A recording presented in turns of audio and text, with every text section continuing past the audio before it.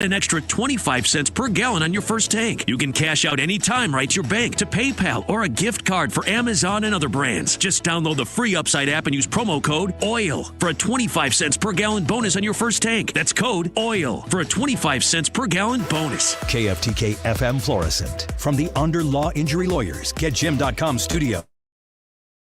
Hey. Good afternoon, everybody. I look very bright today. Yeah. We have some craziness going on in the studio that you'll see later. Yep.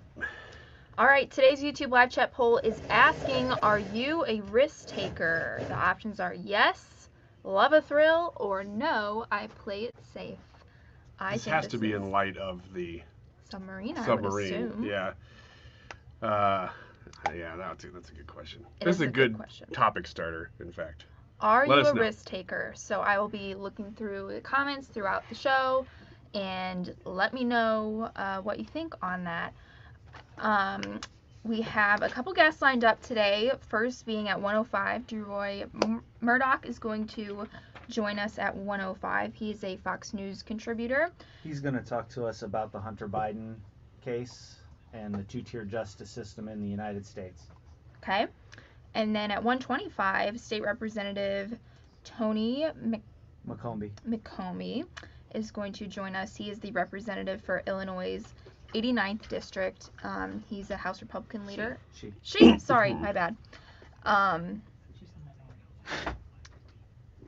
Yeah, she will be with us at 125. Vivek Ramaswamy. Oh, I'll tell you that. But the Hunter Biden stuff, Vivek Ramaswamy, I think, was the first to come out and go, smokescreen. I mean, he right away was like, that's what this is. And now I'm seeing more and more people saying that, who are a little bit more like House members. And I think Kat Kamek is talking about it today on Fox a little bit too. What's Wiggins America about? is American customs. I have brought, I think it's 12 or 13 different American customs that are not the same in different parts of the world. And I want to know whether we think that America is doing this right or the world is doing it right. And I have little like winner sound effects to play whether or not we're doing it right or we should change things. Stuff that, you know, we all have accepted is like, that's the norm, but should we? That kind of stuff. All right, so that will be at 12:45 in our Wiggins America segment. Super excited for today's show. Once again, the YouTube live chat poll is asking, are you a risk taker? Yes or no? So excited to see what you guys say for that, and hang out with us throughout the show today. It's going to be a good one. Crunchiest almonds and delicious chocolate candy. Ah, but do you know what our most important ingredient is? Sometimes you feel like a nut. Sometimes you don't. Almond Joy's got nuts and something even way better than that. Yes, Almond Joy is made with almonds and joy.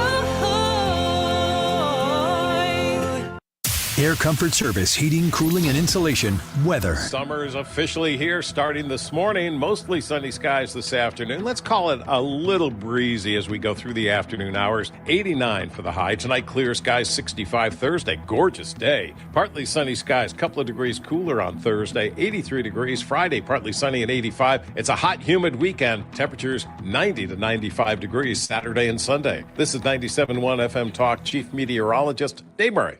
Stop everything you're doing right now and ask yourself, are you currently receiving steady paychecks? What about when you're retired? Will you receive a monthly check to cover your expenses and also have some fun? Marvin Mitchell and the team at Compass Retirement Solutions calls this mailbox money. It's a monthly check you'll receive throughout retirement. They don't want you to worry about if the money will show up or how much money you'll receive. The only thing they want you to think about is how to spend it when it arrives. Find out how to get enough money in your mailbox every month when you're retired. Call Marvin Mitchell and the Compass Retirement Solutions team at 312 314-373-1598 to start working on a plan that can help you create the monthly income you'll need in retirement. Call 314-373-1598 right now and schedule a visit with Compass Retirement Solutions. 314-373-1598. Firm offers insurance services, investments, and services offered through Compass Retirement Group, a registered investment advisory in Missouri and Illinois. Station KFTK, an equal opportunity employer, is dedicated to providing a broad outreach for job vacancies at our stations. We seek the help from local community organizations in referring qualified applicants to our stations. Community organizations that wish to receive our job vacancy information can reach out to Frankie Fan at 206-577-2432. In addition, all listeners are encouraged to visit Odyssey.com for an online listing of job vacancies of all Odyssey radio stations. The most exciting jewelry buying opportunity is happening right now at Diamonds Direct.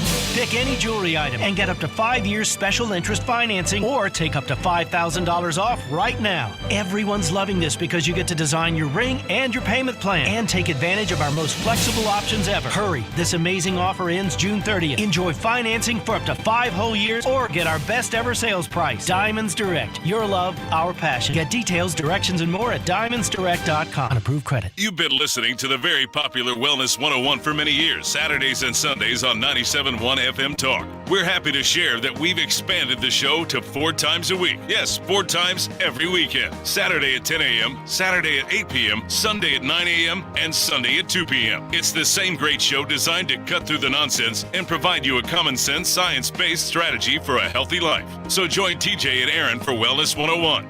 Now 4 times a week on 97.1 FM Talk. Is your summer staffing situation significantly scarce? Then you need Indeed. Their powerful all-in-one hiring platform makes it easy to attract, interview, and hire candidates all in one place. Want to find your next great hire? Visit Indeed.com/credit.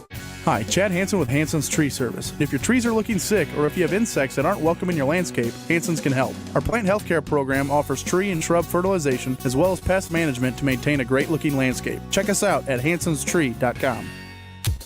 This hour of the Annie Frey Show is brought to you by Ruler Foods. Low prices, no coupons. Ruler Foods. That is exactly what I needed to hear. Thank God someone here knows what they're talking about. That's us. That's right. Gotta love this American ride. All right, you need to take the time and get the full picture. Come on, turn the radio on. It's Saturday and I won't be long. Don't get me wrong. I love the ladies. I mean, they rev my engine, but they don't belong in the newsroom. It is Anchor Man, not Anchor Lady. What do you want from me? I'm not America's sweetheart. Goodness sake, kid. Keep your voice down. Your father's listening to the radio. I'm not America's sweetheart. This is the Annie Frey Show. Our findings were sobering. I can tell you, having spent 40 years plus as a federal prosecutor, they were particularly sobering to me. A number of my colleagues who spent decades in the FBI themselves, they were sobering. While I'm encouraged by some of the reforms that have been implemented by the FBI, the problems identified in this report, anybody who actually reads the report and the details of the report, the documented portions of the report, I think would find that the problems identified in the report are not susceptible to overnight fixes. That's one of the most interesting things I think John Durham has said so far in his hearing this morning in front of that congressional panel. And boy, were there some familiar faces questioning John Durham. And I was having kind of a flashback of regret when I'm watching through, and Adam Schiff keeps popping up like a groundhog who just is everywhere. And Jerry Nadler. Forgot about that. I forgot about that. I forgot about the whole Jerry Nadler line of questioning and the way that these individuals go about it. It's another example of when the powers were flipped and the Democrats had the majority and the Republicans had the minority. It's just a ping pong game of John Durham sitting there and having one person just berate and try to destroy and sabotage character of the witness. This happens with both parties, depends on who's in charge, and it depends on who the witness is. And then the next, it goes to the other people, and they just flatter. My question is always, and the American people benefit how? Well, the Durham report's been out for a while. So these are questions that are based off the Durham report. And the one thing that I've noticed quite a bit from the Democrats who are asking questions, one of the questions that was asked of John Durham was like, you came up with nothing to indict Hunter Biden, didn't you? And Durham's like, I wasn't investigating Hunter Biden. Like, you want me to go investigate him? I would like somebody to go investigate him that's on the up and up. But it's a gotcha question when you say you couldn't find anything to indict Hunter Biden. And Durham's like, well, no, because I wasn't he couldn't find anything to indict Annie Frey either, but he hasn't looked into me. So I don't know if maybe there's something there that he might find should he give a little look-see. It's ridiculous. Here's more from John Durham. As our report details, the FBI was too willing to accept and use politically funded and uncorroborated opposition research, such as the Steele dossier. The FBI relied on the dossier in FISA applications, knowing that it was likely material originating from a political campaign, a political opponent. So that's a couple of the key highlights from the Durham hearing. We're going to talk a little bit more about this in about 15 minutes. So I want you to stay here and tell me on the YouTube live chat if you want to join us there. You can let us know if you've been watching the hearings. I know that most of you have no professional obligation to suffer through these things, so you don't watch. So I have to try to pick and choose what I feel is important to report on. Sometimes we have these hearings, and maybe they're massively consequential hearings, but at the same time, what do the American people pull out of the political sideshows that these hearings often can be? A lot of times one hearing leads to the next, and while I support them, sometimes the front-facing, camera-bearing portion of it just becomes basically an installment for your next campaign commercial. And I'm bored by it. And I can't stand Jerry Nadler. I think he's the worst. Adam Schiff is bad. I think they're going to censure him later today. So that's on the table. Adam Schiff has said that he will wear his censure like a badge of honor. He took that page out of a Donald Trump impeachment playbook. So I'm pretty sure that Adam Schiff is watching and learning the hateful attacks towards Donald Trump, the hateful attacks towards Adam Schiff. It's kind of all SSDD. You guys know what that stands for? Same stuff, different details. Okay, so I want to get to the update right now with the Ocean Gate submersible. I think I realized yesterday we talked a little bit about how the word submersible is annoying to me. And that's because submersible is an adjective, right? Yeah. Submarine would be a noun. Yeah. I want a noun. It's totally not consequential to the outcome of this story, but the Coast Guard is giving an update right now. So let's listen to Jamie Frederick and see what the latest is on the search and rescue, hopefully, of these Marines. There's been some interesting information. Subject matter experts from the Unified Command who introduced themselves momentarily. These individuals represent only a small fraction of the many dedicated professionals working around the clock on this complex response effort. We understand this is an extremely difficult time for the families of the missing crew members aboard the Titan, and our thoughts go out to them and the crew. The Unified Command team is working tirelessly to bring all available assets and expertise to bear as quickly as possible in response to this complex operation. And we remain in close contact with the family members and the crew to ensure they are fully aware of our current and future search efforts. Additionally, we have been in close contact with the British and French consulates general to ensure that they are fully appraised of our efforts, and we are ensuring that their concerns are being addressed. We're incredibly grateful for the full spectrum of international assistance that has been provided, including an expert submariner from the Royal Navy, who's here with us serving aboard as a critical member of our team. Additionally, a team of highly trained French ROV operators departed St. John's last night are en route to aid the search. Moreover, our Canadian partners have been providing critical leadership and significant response capabilities since the beginning of our efforts. Again, this is an incredibly complex search operation requiring both surface and subsurface elements, and our unified approach is critical. The location of the search, 900 miles east of Cape Cod and 400 miles southeast of St. John's, makes it exceptionally difficult to mobilize large amounts of equipment quickly. In spite of those challenges, we've been able to provide continuous air and surface search assets, as well as additional ROV capability to search below the surface. We currently have 5 surface assets searching for the Titan, and we expect 10 total surface assets to search in the next 24 to 48 hours. There are 2 ROVs actively searching, and several more are en route and will arrive by tomorrow morning. We've received incredible support with aviation assets from our Coast Guard Air Station in Elizabeth City, the Air National Guard, and Canadian Armed Forces. Today there are 2 back-to-back P3 flights. One is ongoing now as I speak, totaling 14 hours of continuous on-scene coverage, and 2 C-130 flights, also one ongoing now, throughout the day and into the evening.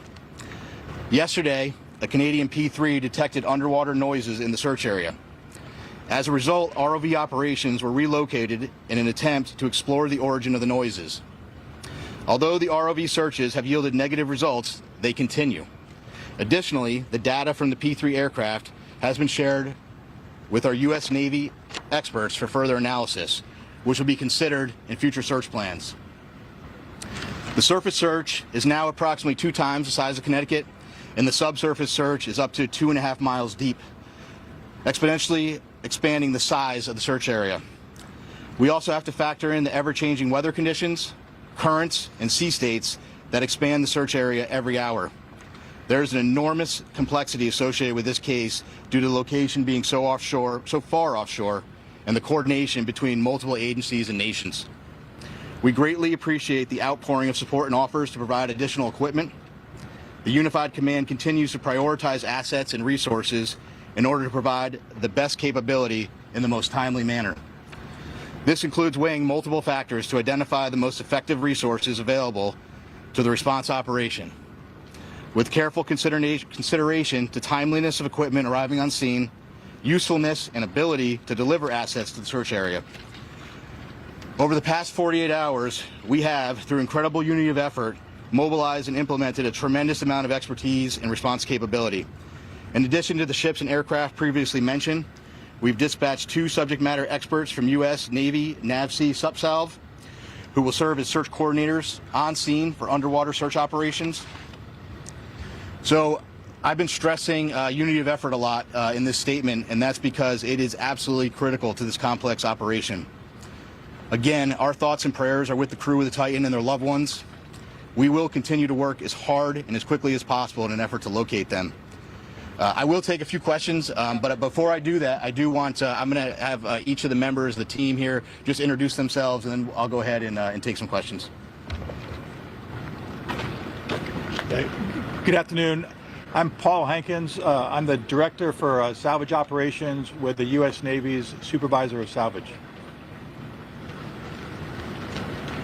Hello, I'm Carl Hartsfield from the Woods Hole Oceanographic Institute.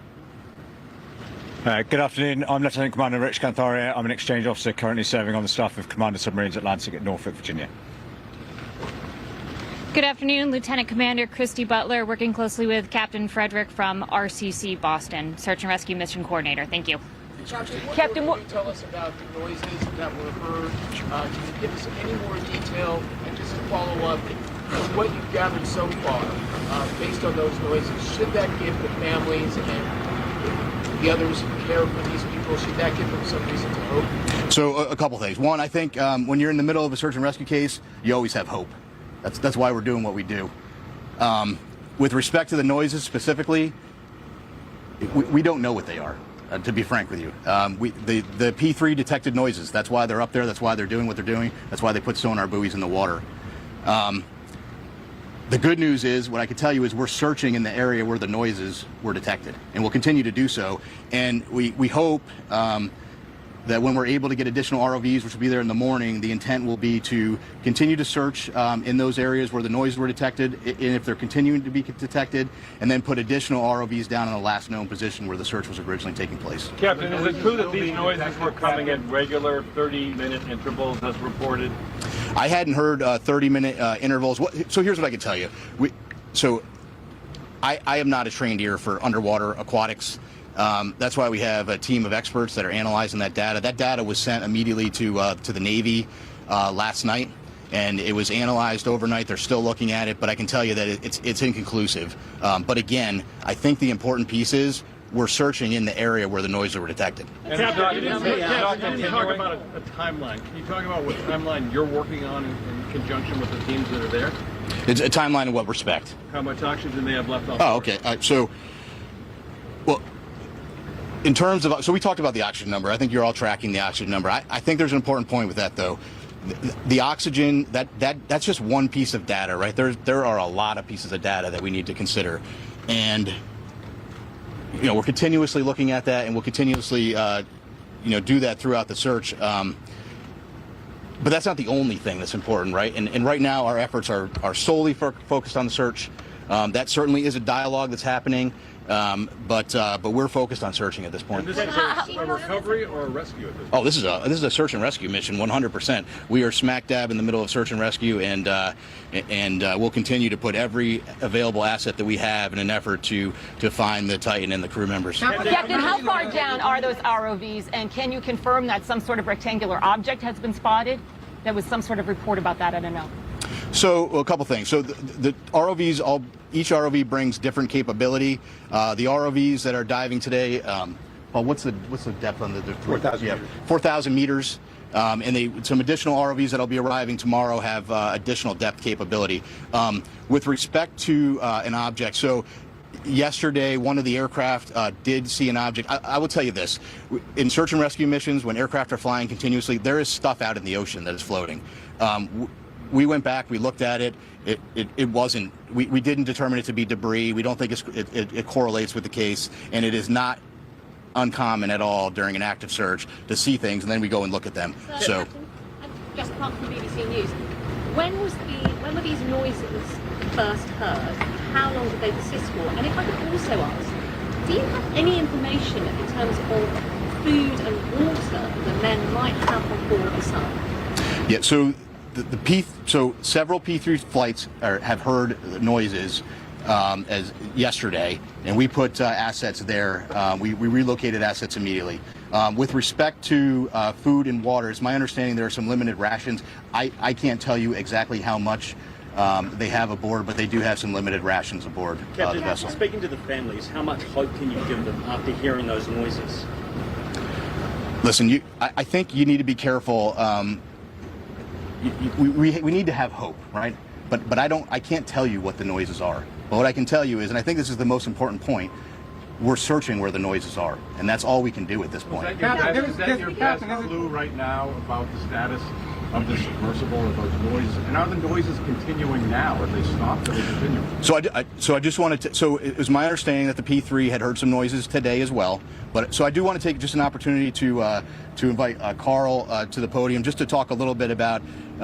He has a little bit more expertise in underwater acoustics, and maybe just to speak to that in general, because again, there are noises below the surface of the ocean, so I'll just turn it to Carl. Carl, can you spell your name?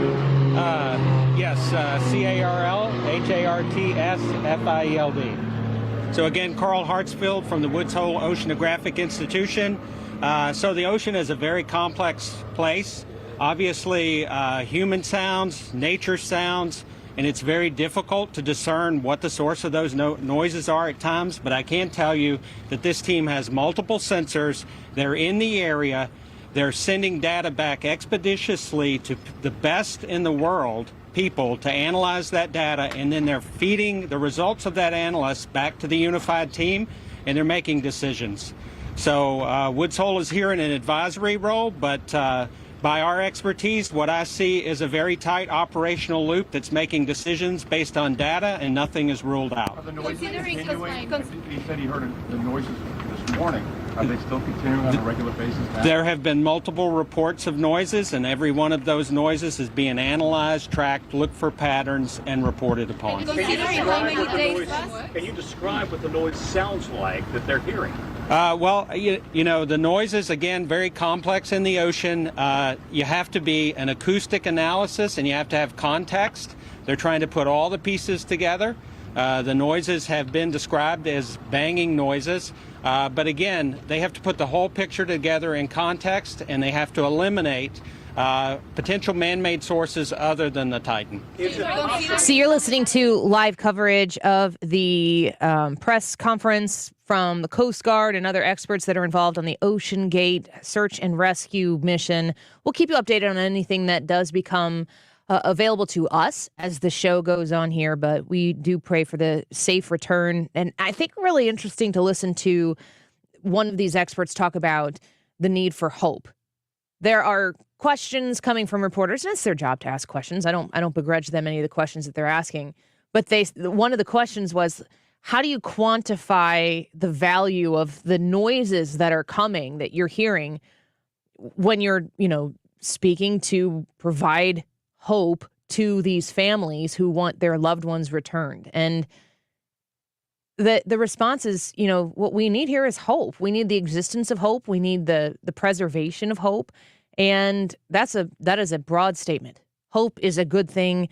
And, what you do with hope, if you're a praying person, if you're a thoughts and prayers person, if you're a thoughts person or just a prayers person, now's the time to do that. And these people could still be alive, and we could still find them. We could still get them home. That's the key right now, and we can still hope that that is a possibility. We're going to take a quick break. We'll update you with anything that comes on this story throughout the course of the show. When we come back, we're going to dip in a little bit more to the Durham hearing and some of the back and forth that took place there, the relevance of it. We'll discuss that here on the Annie Frey Show and on the YouTube live chat poll. If you could join us on the Annie Frey YouTube channel, the YouTube live chat poll today is, are you a risk taker? You get two options. Yes, you love a thrill, or nope, I play it safe. You go to the Annie Frey YouTube channel in the live chat portion, and you'll see the poll right there. Go weigh in. Say hi in the chat. Durham hearing cuts and reaction when we come back.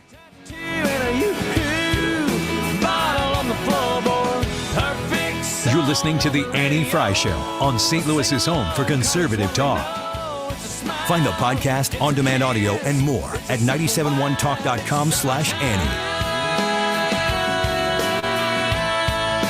Stewart's American Mortgage. You need to know right now that rates have come down from their super high highs. And if you're looking to refinance, there's no smarter place to do it than at Stewart's American Mortgage. Partner with Stewie. I've done a refinance with him 2 times using the bagel loan. Why'd I choose that? Well, because the bagel loan doesn't charge you the closing costs and the fees that everybody else is going to charge you to go through that mortgage refinance, or if you're looking to purchase a new home, to get that mortgage secured. Costs a lot of those closing costs, those title fees, all those fees add up when you're going through the point of making that purchase.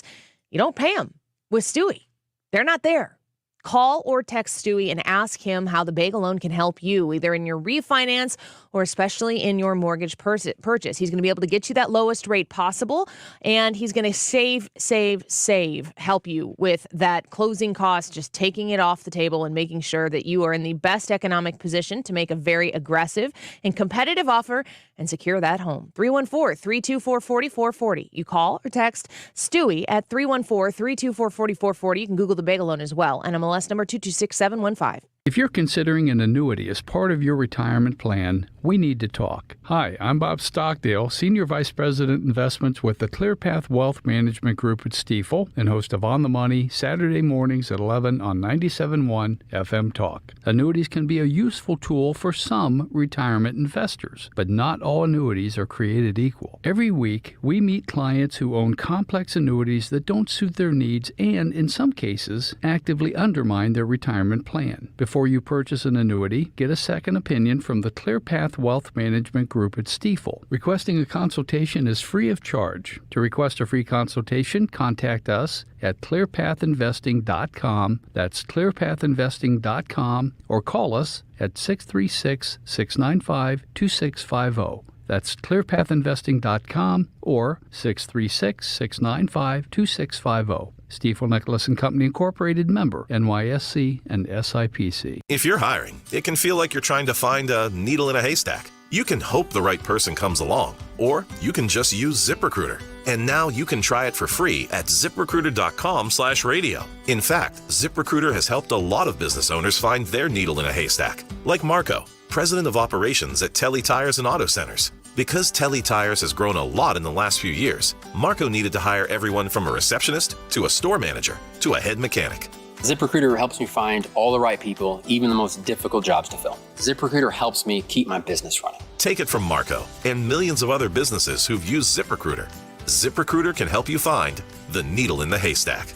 See why 4 out of 5 employers who post a job on ZipRecruiter get a quality candidate within the first day. And right now, you can try ZipRecruiter for free. That's right, free at ZipRecruiter.com/radio. That's ZipRecruiter.com/RADIO. ZipRecruiter.com/radio. ZipRecruiter, the smartest way to hire. This is a special alert to all Americans who own a vehicle with less than 200,000 miles with an auto warranty about to expire or with no warranty coverage at all. Due to a decline in the economy, CarShield is announcing a low-cost month-to-month vehicle protection plan that is now available to the public to save any driver out-of-pocket expenses on future auto repairs. Call now to find out how you can pay almost nothing for covered auto repairs. Yes, you heard that correctly. Pay almost nothing for covered auto repairs. An open phone line has been established for all drivers to call for a free quick quote. Call 800-652-5241 now. Drivers who are covered will not have to pay for covered repairs again. This protection plan is at an all-time low. Additionally, drivers who activate this vehicle protection today will also receive free roadside assistance, free towing, and car rental options at no additional cost. Call us for your free quick quote today.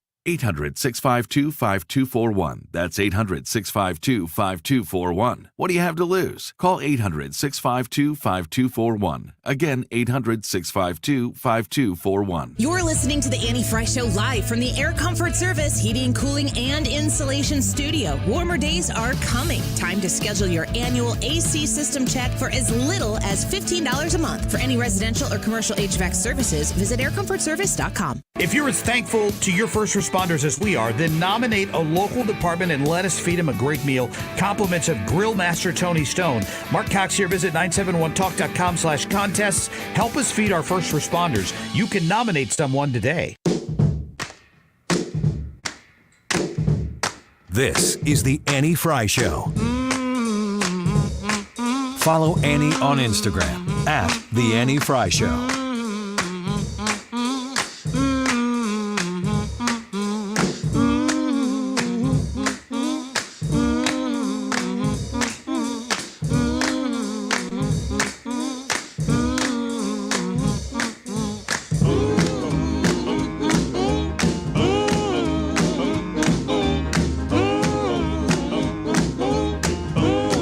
Welcome back to the Annie Frey Show. So we had a Durham hearing on Capitol Hill, and he's in front of the, House Judiciary, and he's taken bullets from the left and some shoulder massages from the right, and it goes back and forth, and it's very jarring. And you got to pay attention to, I always think it's important to look at what's the string that ties all the Democrat questioners together, and what is the string that ties all the Republican questioners. And it doesn't matter who's in the majority or who's in the minority. If the parties go into a hearing like this and they have a point to make, they're going to have to make it across multiple people. And a lot of times it's kind of when it becomes the next Republican's time, they pick up in essence where the last Republican left off. It's very, very obvious that the Democrat goal here with John Durham is about, I'll give you one guess, none other than Donald Trump in this current election. They have repeated the phrase MAGA Republicans. They don't say Republicans, they say MAGA Republicans. My question to you is, in the eyes of Adam Schiff, in the eyes of Jerry Nadler, Eric Swalwell, oh my gosh, it's a who's who. Do these people in their minds believe that there are Republicans and there are MAGA Republicans? Do they separate those two? And if they do separate those two, is anybody a non-MAGA Republican, just a Republican, other than Liz Cheney and Adam Kinzinger? Because we don't really accept them. They're not really our kind. And the reason is because they share these Schiff and Nadler and Swalwell, among others, obsession with Donald Trump. I mean, I almost make the case that they're MAGA Democrats because it's the only thing that they care about. It's the only thing that matters to these individuals. They eat, sleep, and breathe Donald Trump. And Trump knows that. Listen to, okay. First, I'm going to play Steve Cohen. Now, as we were listening to this and watching this, Brad made the point that this is the same representative that brought the bucket of chicken. Yeah. Who was in? I forget who it was that didn't show up because all I can remember is his greasy fingers eating that Kentucky Fried Chicken. Steve Cohen chicken. It was Bill Barr's hearing. Steve Cohen's KFC stunt wasn't finger licking good. That's a CNN article. Ew. I wonder how KFC felt about that. This is a CNN report. Representative Steve Cohen, a Democrat from Tennessee, turned up at Thursday's House Judiciary Committee hearing intent on mocking Attorney General Bill Barr, who failed to make an appearance after a dispute over the questioning format. Cohen enjoyed a helping of Colonel Sanders' finest at around 9 a.m. I like how they say that he was eating chicken at 9 a.m. That's a key part of the story here. That's how dumb it was. Unless you have it with waffles, maybe. You ever had chicken and waffles? Oh, yeah. I've never had chicken and waffles. Oh, man. I'm sure it's delicious. Later told reporters, quote, "Chicken Barr should have showed up today. It's a sad day in America." But a bucket of chicken was not enough. Cohen was armed with another prop, a ceramic chicken, in case anyone missed the sublime subtlety of his stunt. Thanks for really driving it home, Congressman Cohen. Cohen was, I put this out, did I tweet this or did I send this to you? I think I tweeted it. Because I was watching this and I was going, dude, what's going on here? There was a lot. I said Congressman Cohen and Durham is like a wife who's mad at her husband because she has 80% of the story and she just made up the other 20% to be the worst case scenario. She's committed. She's angry. Cohen was angry. And he filled in the gaps. Your reputation will be damaged. As everybody's reputation who gets involved with Donald Trump is damaged, he's damaged goods. There's no good dealing with him because you will end up on the bottom of a pyre. I yield back the balance of my time. Sure. Can we presume the gentleman's undecided on how he feels about the former president? Gentlemen, the witness can respond. Yeah, my concern about my reputation is with the people who I respect and my family and my Lord. And I'm perfectly comfortable with my reputation with them, sir. Slow clap for John Durham there. Ego is big in Washington, D.C. The currency of ego supersedes a lot of things. Yeah, for instance, integrity. Oftentimes. It seems as though Steve Cohen tried to lay that on thick with John Durham, and John Durham's like, you know what? I'm good. I'm pretty sure you hate me. I'm very sure you hate Donald Trump. And I don't care. I respect that immensely. Adam Schiff, Adam Schiff is questioning John Durham a little bit later, I believe, and is talking about trying to call out people who, specifically Don Jr., who were propositioned with dirt from Russians on Hillary Clinton. This is you get in your time machine and you go backwards in history. This is 2015, 2016 stuff. The story goes that Don Jr. was propositioned by Russians with dirt on Hillary and that Don Jr. took the meeting. There was never any exchange of information, but the story was Don Jr. took the meeting. And Adam Schiff, let's go back to that ego thing I just said. Adam Schiff is disgusted by this behavior. Adam Schiff can't imagine somebody being in a position to be propositioned to hurt Madam Hillary Clinton, God save the Queen. And he decides, Schiff says, I'm going to take this out on Durham here. Are you aware, Mr. Durham, that Mueller and congressional investigations also revealed that Don Jr. was informed that a Russian official was offering the Trump campaign, quote, very high level and sensitive information, unquote, that would be incriminating if Hillary Clinton was part of, quote, Russia and its government support of Mr. Trump? Are you aware of that? Sure, people get phone calls all the time from individuals who claim to have information like that. Really, the son of a presidential candidate gets calls all the time from a foreign government offering dirt on their opponent? Is that what you're saying? I don't think this is unique in your experience. Oh, what is Durham talking about here? Here is a phone call that Adam Schiff took from a Russian radio station. It's a prank. Hi, how are you? Hello, Mr. Schiff. Thank you for your time. Thank you, Chairman. I appreciate the opportunity to speak with you. I know that you work for investigation regarding Trump and Russian government. Go on. Yes. Let's hear we it. know some important information about it. And that is documented as well in materials you want to provide to us? Yes. Could I explain you where we are?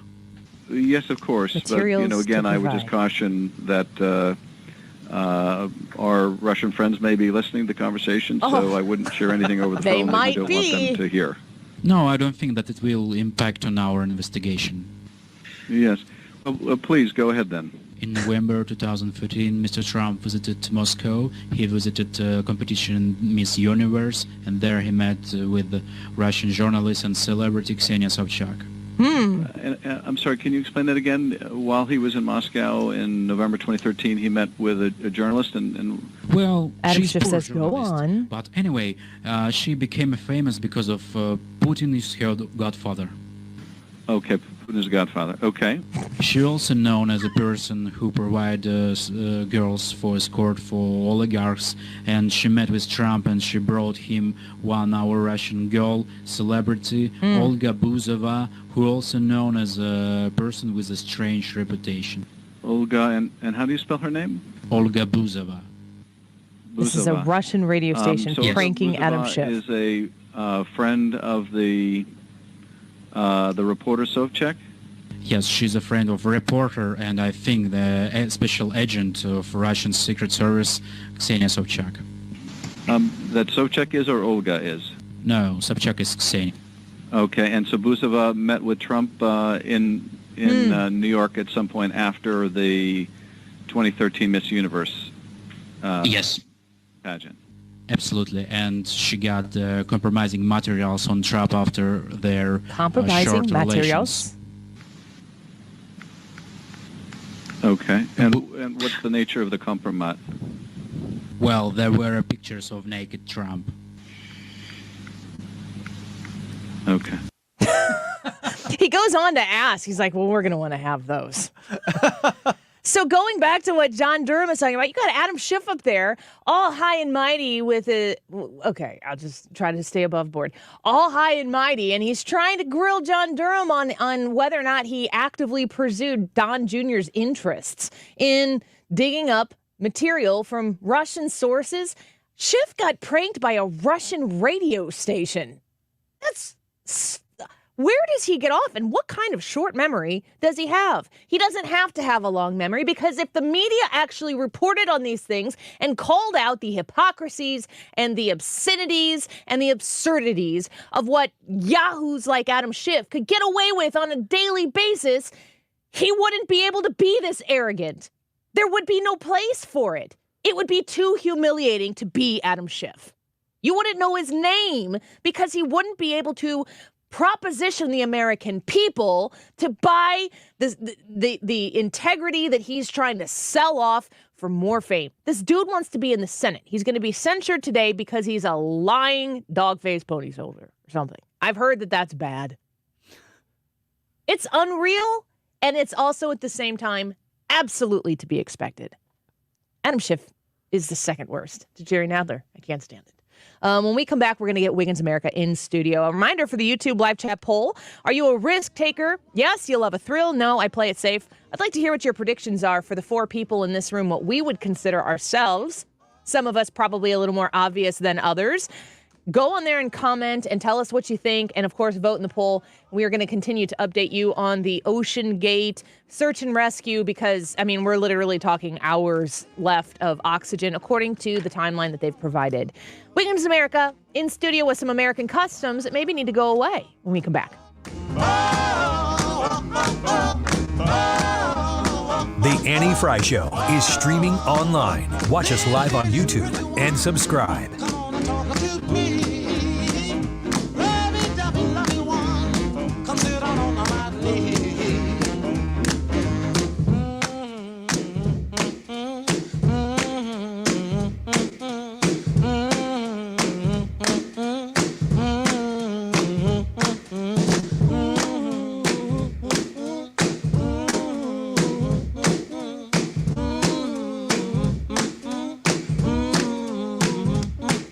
Saving money with Ruler Foods is simple just by virtue of shopping at Ruler Foods.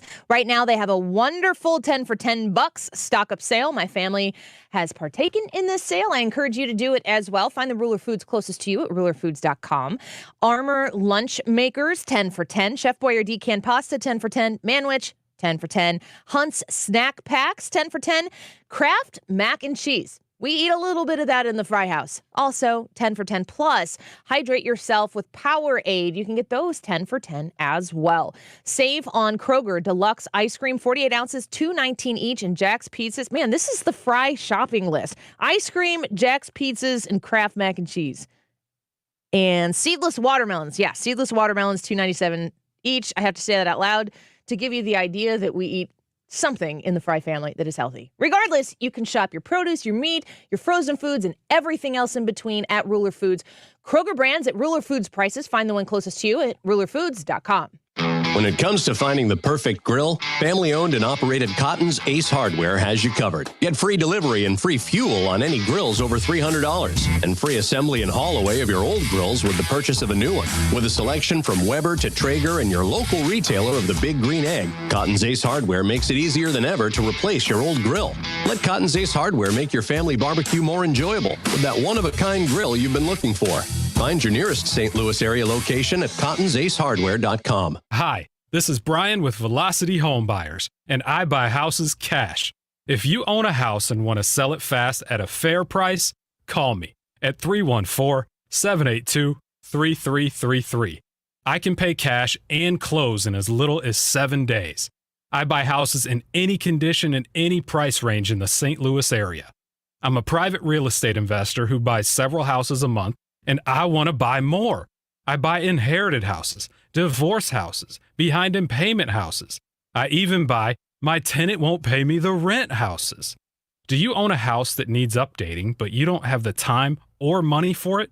Great, because I love buying outdated houses. I buy vacant houses, job relocation houses, and foreclosure houses. If you own a house and want to sell it fast, call me at 314-782-3333. That's 314-782-3333. The choice of a lawyer is an important decision and should not be based solely on advertisements. I'm Jim Onder. Not all law firms are created equal. Don't risk your future with just any firm. See how Onder Law is different. Onder Law Personal Injury Lawyers. Visit getjim.com. Man, I remember going back years and years and years. In the studio right now, there's an intern, and we're talking about he doesn't have any need for air conditioning, but he's not responsible for the heating and cooling equipment in his house. And it just reminded me, I don't know why, when I was his age, maybe a little bit younger, I was always told by my father that we don't need air conditioning. What did the cowboys do? How did they make it? There was no such thing as air conditioning, and they were riding on a horse through a desert. And I went, wow, I guess I don't need air conditioning. And then I went, you know what? The cowboys died when they were 21 years old. Do you think maybe they died by heat exhaustion? If your air conditioner is broke, we're going to try to get to you the best we can. Call me, Bart Inman. Remember, that's Bart with a B, Inman with an I, the number, Missouri and Illinois. One easy number, 314-293-2600, or Bart with a B, Inman with an I.com. Hey, this is Ryan with an R, Wiggins. And just so you know, coming up after the 1 o'clock hour, beginning of 1 o'clock hour, after this segment. No. Deroy Murdock is fired up about Hunter Biden. He's going to be on the show just after 1. Right now, Hannah, it's 12:48. This time check is sponsored by Jerry Kelly Heating and Air Conditioning. It's time for a $98 AC tune-up. You could be watching this right now. Tune into the Annie Frey Show live stream. YouTube, Facebook, Rumble, Twitter. You know what? Just type in Annie Frey Show live stream. Splish splash, I was taking a bath. Long about a Saturday night. Yeah. Rubbed up, just relaxing in the tub. Thinking everything was alright. Well, I stepped out the tub and put my feet on the floor. I wrapped the towel around This me is the Oh, Annie Frey Show. And then a splish splash, I jumped Follow back in Annie the on bath. Twitter Well, I was @Annie out Frey and know Show. There was a party going on. There was a splishing and a splash. And Welcome back to the Annie Frey Show. Wiggins America. Wiggins America. Oh, Wiggins! Right on time. All right, this Wiggins America is about things that we do in America that we just kind of accept is the norm. And the question is, should we? The rest of the world may do things a little bit differently, and I want to know whether or not we are doing it right. Preface it that if the rest of the world is doing anything and we're doing it differently, I couldn't care less. Yes, but these are average things that you may be like, you know what? Actually, maybe we could change that a little bit because we've just accepted these as American norms. No. According to whom? According to everybody. No, on your article. Oh, I pulled these from all over the place. That's a lie. Where did you get them from? The bulk of them from BuzzFeed. The ones you're going to read on the air? No, I pulled them from many different places. I want to hear these. Hannah wants us to stop. Yes. Because we're doing brother-sister fighting. All right, number 1, in public settings, Americans are big on personal space. In public places and queues and lines, Americans like personal space. Don't stand closer than about an arm's length away from the person in front of you. And if you're using a cash machine, stay about 2 meters back. Meters. They're not Americans. From the person using the machine if you're in line next. You think we're doing that right or wrong? We better keep it that way. Probably wrong. There could be more space. I tend to agree with you here. I think America is doing this right. I don't want people standing right up next to me all the time. America for the win. Oh, we missed it. I'm going to do it again. America. There we go. That's what we missed. That's scary. This is award-winning radio. You're welcome. Number 2, it is extremely rude to comment on somebody's body or looks, even if it's a compliment in America. In other cultures, sometimes people will give each other affectionate nicknames, talk about each other's looks, and it's accepted. But in America, we just say no. Even if it's a compliment, it is rude. I didn't know we weren't allowed to compliment people. Generally speaking, people avoid it. I would say it's just because you're a girl. I always compliment people. See, we guys are not allowed to say anything. You got to be very careful. Yeah. Yeah, I guess that makes sense. Right? You should Compliment, smile more. even if it's a compliment, it's not accepted, right? I don't need anybody commenting or complimenting my appearance. Wow, I don't know. Whatever. Take a vote. Can we accept that this could be changed? I would vote that it can be changed. I would like to be able to. I'm good with compliments. Okay, so that's 2. Brad? No, we're not changing that. Annie doesn't want to change it or does? Change it or no? Whatever Brad said. All right, it's a tie then. Nobody wins. Number 3, when somebody asks, Why "How the wind?" are you?" It's America versus the world. When somebody asks, "How are you?" no one is actually expecting you to answer honestly. Yeah, keep it that way. How are you doing? Is answered with good, great, fine, whatever. And we just say that no matter, even if you're doing terribly, you just say fine. I would like to see that changed. I want to know how people are really doing. Yeah, I'm just going to stop asking you if we change that. So you want to keep it the way it is? Yes, leave it alone. I don't have all day to I think if I really want to know, I'll ask a more in-depth question. So you want to keep it the way it is? Yes. It's a greeting. Good morning. How are you? Or the person who would like you to know how they're doing will tell you without you having to casually ask every day. How are you is not a real question. It's a greeting. America.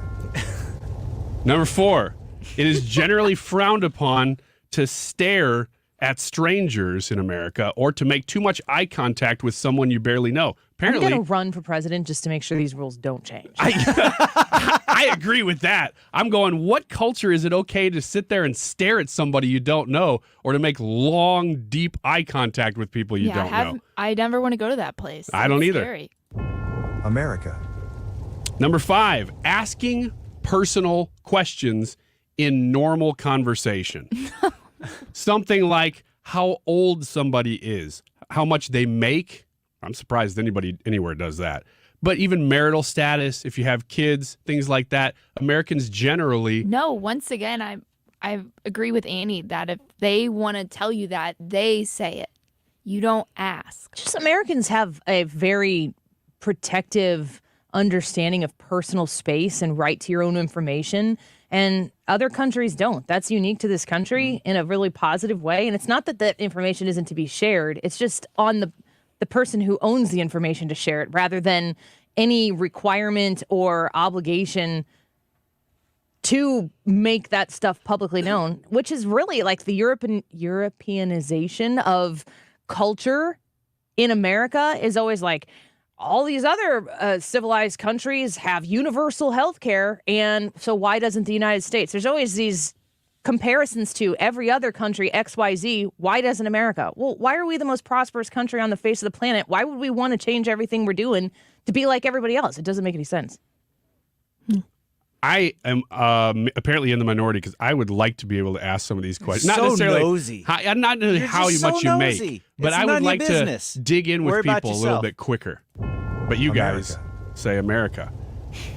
Number 6, Americans place a bigger importance on lines than some other countries do. Now, this one, I don't get. What are you doing if you don't have lines? And therefore, cutting in line is considered very rude. I am all for America in this one. Yeah. Any sort of other system in which people just mass into an area and I don't like that. may the best be first. I don't like that at all. I would fight over lines. I do too. And there is very little that makes me madder than seeing somebody cut in line. Yeah, that doesn't. Because that is just a blatant I have violation. A friend up here. Do you ever just yell, "Cutter! You're cutting! This guy's cutting in line!" I'll go a little bit further in social situations when that happens than most others. Definitely. America. Number 7, most of the time you can't haggle for prices in America. You can't ask the cashier to take off a price. I would like to see that change. Of course you would. I don't mind the idea that you can go into a place and quickly get something. I don't mind that. So there are times that I don't want to haggle, but there are times that I'd be fine haggling. And really the only time we do it is over big ticket items like cars and stuff. Well, the thing about it is at those smaller shops, those items are the profit margin so small. There's not a lot of haggle room anyway. You just get the best price that you can get. A side question, would you rather see America include taxes in the price? Because overseas they do that a lot, where the price you pay is the price you pay. Here, it's the price plus tax all the time. I kind of like the idea that what you see is what you get. Yeah. I would rather the taxes be like there so that we don't have as high a taxes. So people know it's like, oh man, this is extra for Uncle Sam. The consensus overall, the winner is America. We're doing things the best. Thank you for that. You're welcome. God save the Queen. Man. Deroy Murdock, don't go away. Cashback is not a real one. Yes, New Jersey and Wisconsin. Couponing. Wow, you didn't strike me as the coupon type. Just trying to stay ahead of inflation. Gas, groceries, everything. It's all more expensive. I need to save wherever I can. Have you tried Upside yet? Upside? What's that? It's a free app that I use that pays cash back for every gallon of gas I buy. You've got to buy gas to get around anyway. Might as well get paid for it. Come on, does that really add up to anything? I've already made around $200. The extra cash helped pay down my bills, and I even had a little extra left to treat myself. And the Upside app is free? Totally free, and the cash back is real. You can transfer the cash right to your bank account. I'm downloading Upside right now. Download the free Upside app now to earn cash back every time you buy gas. Use promo code OIL to get an extra 25 cents per gallon on your first tank. You can cash out anytime right to your bank, to PayPal, or a gift card for Amazon and other brands. Just download the free Upside app and use promo code OIL for a 25 cents per gallon bonus on your first tank. That's code OIL for a 25 cents per gallon bonus. Thomas Helbig of the Retirement Advisory Group, along with Bob Kershaw, is there to help make sure that your retirement needs are met and that you feel comfortable and confident going into your retirement. So if you're at that age, in your late 50s, in your early 60s, maybe into your 60s, and you know retirement is around the corner, you want to make sure that that nest egg is safe and secure. That's where Thomas Helbig and Bob Kershaw of the Retirement Advisory Group come in to make that so. You can call them or reach out to them at their office at 314-993-9494 to set up a free retirement review. That conversation isn't going to cost you anything. When you sit down and discuss where you are right now, they will tell you how they can get you where you need to be so that you do breathe that sigh of relief and you can exhale, going from shifting from saving into living off of the retirement that you have built up. 314-993-9494, 314-993-9494. Call, schedule today, online at retirementkey.com. Mark Reardon sees clearly thanks to Doctors Birdie and Maholtred Ophthalmology Associates. You can too. Go to youridoc.com today. That's youridoc.com or call 314-966-5000. Ophthalmology Associates. Tony La Russa here. Men, are you running out of stamina rounding third base? If so, call my friends at Victory Men's Health in O'Fallon, Illinois. Scoring at home is important, just as important as crossing the plate with the winning run. VictoryMen'sHealth.com. Adam, man, your ant parties are the best. I mean, you always find the best kitchens with all the crumbs. Thanks, man. I love finding these homes to do this at. Oh, man, who just pulled up? Oh, no, it's the pest control company again with those green wheels. They seem to kill every one of my parties. This is Derek, the owner of All Solutions Pest Control. Give us a call today at 636-486-7888. We'd love to help you out. Learn more about our special $67 offer. You can visit us online at allsolutionspestcontrol.com. If a pest-free home is your goal, call All Solutions Pest Control. KFTK FM Florissant. From the Under Law Injury Lawyers, GetJim.com studio. 97.1 FM Talk. Always live on the free Odyssey app.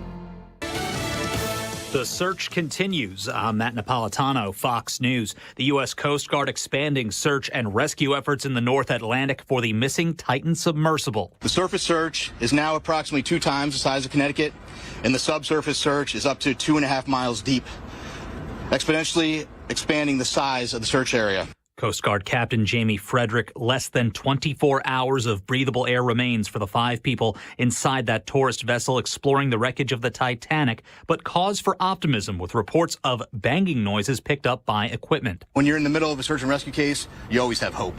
That's why we're doing what we do. With respect to the noises specifically, we don't know what they are. Officials noting that efforts are also at the mercy of foggy and stormy conditions in the search area.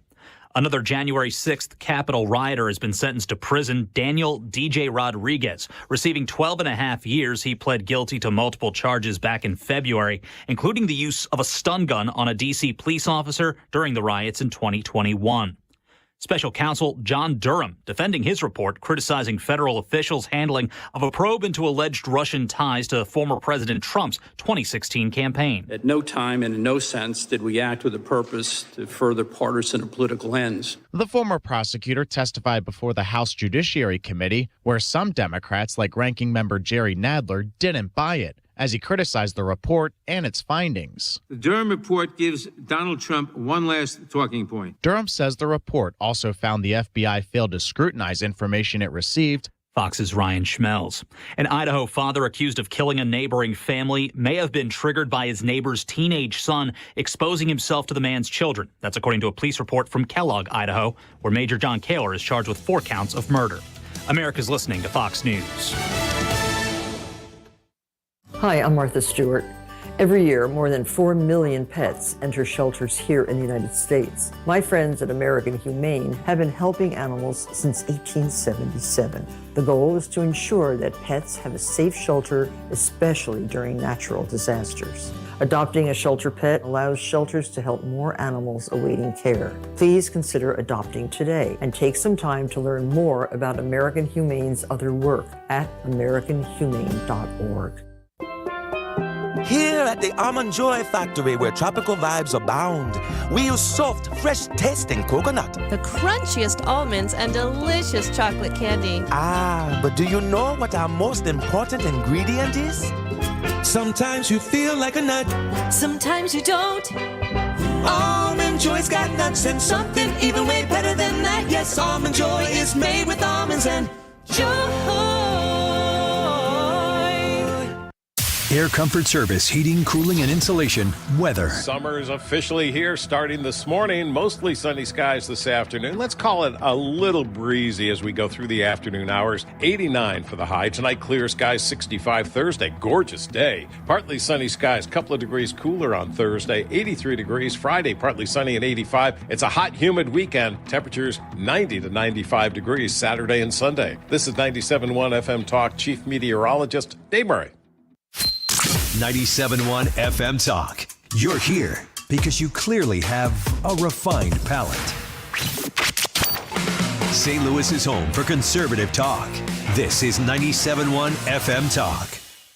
This is a special alert to all Americans who own a vehicle with less than 200,000 miles with an auto warranty about to expire or with no warranty coverage at all. Due to a decline in the economy, CarShield is announcing a low-cost month-to-month vehicle protection plan that is now available to the public to save any driver out-of-pocket expenses on future auto repairs. Call now to find out how you can pay almost nothing for covered auto repairs. Yes, you heard that correctly. Pay almost nothing for covered auto repairs. An open phone line has been established for all drivers to call for a free quick quote. Call 800-652-5241 now. Drivers who are covered will not have to pay for covered repairs again. This protection plan is at an all-time low. Additionally, drivers who activate this vehicle protection today will also receive free roadside assistance, free towing, and car rental options at no additional cost. Call us for your free quick quote today. 800-652-5241. That's 800-652-5241. What do you have to lose? Call 800-652-5241. Again, 800-652-5241. Did you know the IRS is a super creditor? Hi, I'm Lance Drury with the Lance Drury Law Firm. The IRS is the only creditor that can create a bill for you without your permission, then drop the hammer and aggressively collect it by wiping out your bank account, seizing your assets, and levying your wages. No other creditor can do that, and this can all happen without a court approval. If you owe back taxes, you need to be prepared to face the super creditor. Don't just sit back and take it. Fight back. At the Lance Drury Law Firm, we know how to use the laws to your advantage and go toe-to-toe with the IRS. Our office is located right here in St. Louis. Contact the Lance Drury Law Firm today for a free consultation with me, or visit us at lance.drurylaw.com or call 314-260-6120. That's 314-260-6120 to get started. The choice of a lawyer is an important decision and should not be based solely upon advertisements. For a hole in your roof or a whole new roof, Frederick Roofing. Over 90,000 satisfied customers since 1929. Frederick Roofing, 314-645-2000. St. Louis physician Dr. Abicki created Neovitin 15 years ago to help support his own nutrition when he needed it most. Since then, Neovitin has helped thousands of people support their daily nutrition with sensible doses of vitamins, minerals, antioxidants, and Dr. Abicki's proprietary blend. If you're ready to join many St. Louisans in supporting their nutrition, give Neovitin a try. You can find Neovitin at your local Schnucks, Dierbergs, and online at neovitin.com. Join us at Odyssey as we all do our one thing, together millions of things, for our planet. When buying toys for your pet, look for natural materials like cotton, rope, wood, or bamboo. When we each share our one thing, it becomes a million things for our planet. What's your one thing? This hour of the Annie Frey Show is brought to you by Ruler Foods. Low prices, no coupons. Ruler Foods. That is exactly what I needed to hear. Thank God someone here knows what you're talking about. That's us. That's right. Gotta love this American ride. All right, you need to take the time and get the full picture.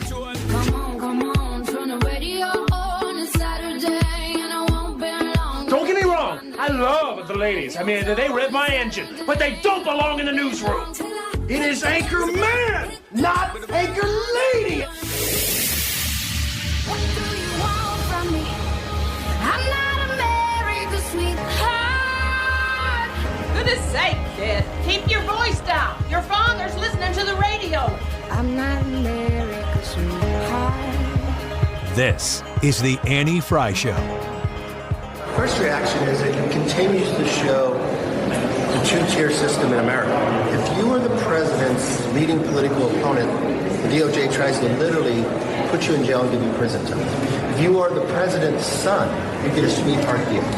Now, this does nothing to our investigation. It actually should enhance our investigation because the DOJ should not be able to withhold any information now, saying that because of pending investigation, they should be able to provide Chairman Comer with any information that he requires. So Hunter Biden's being charged, and it seems as though he's getting a little bit of a sweet deal in all of this. And you got to say to yourself, what kind of justice system do you have when one side of the political aisle gets treated one way and another gets treated differently?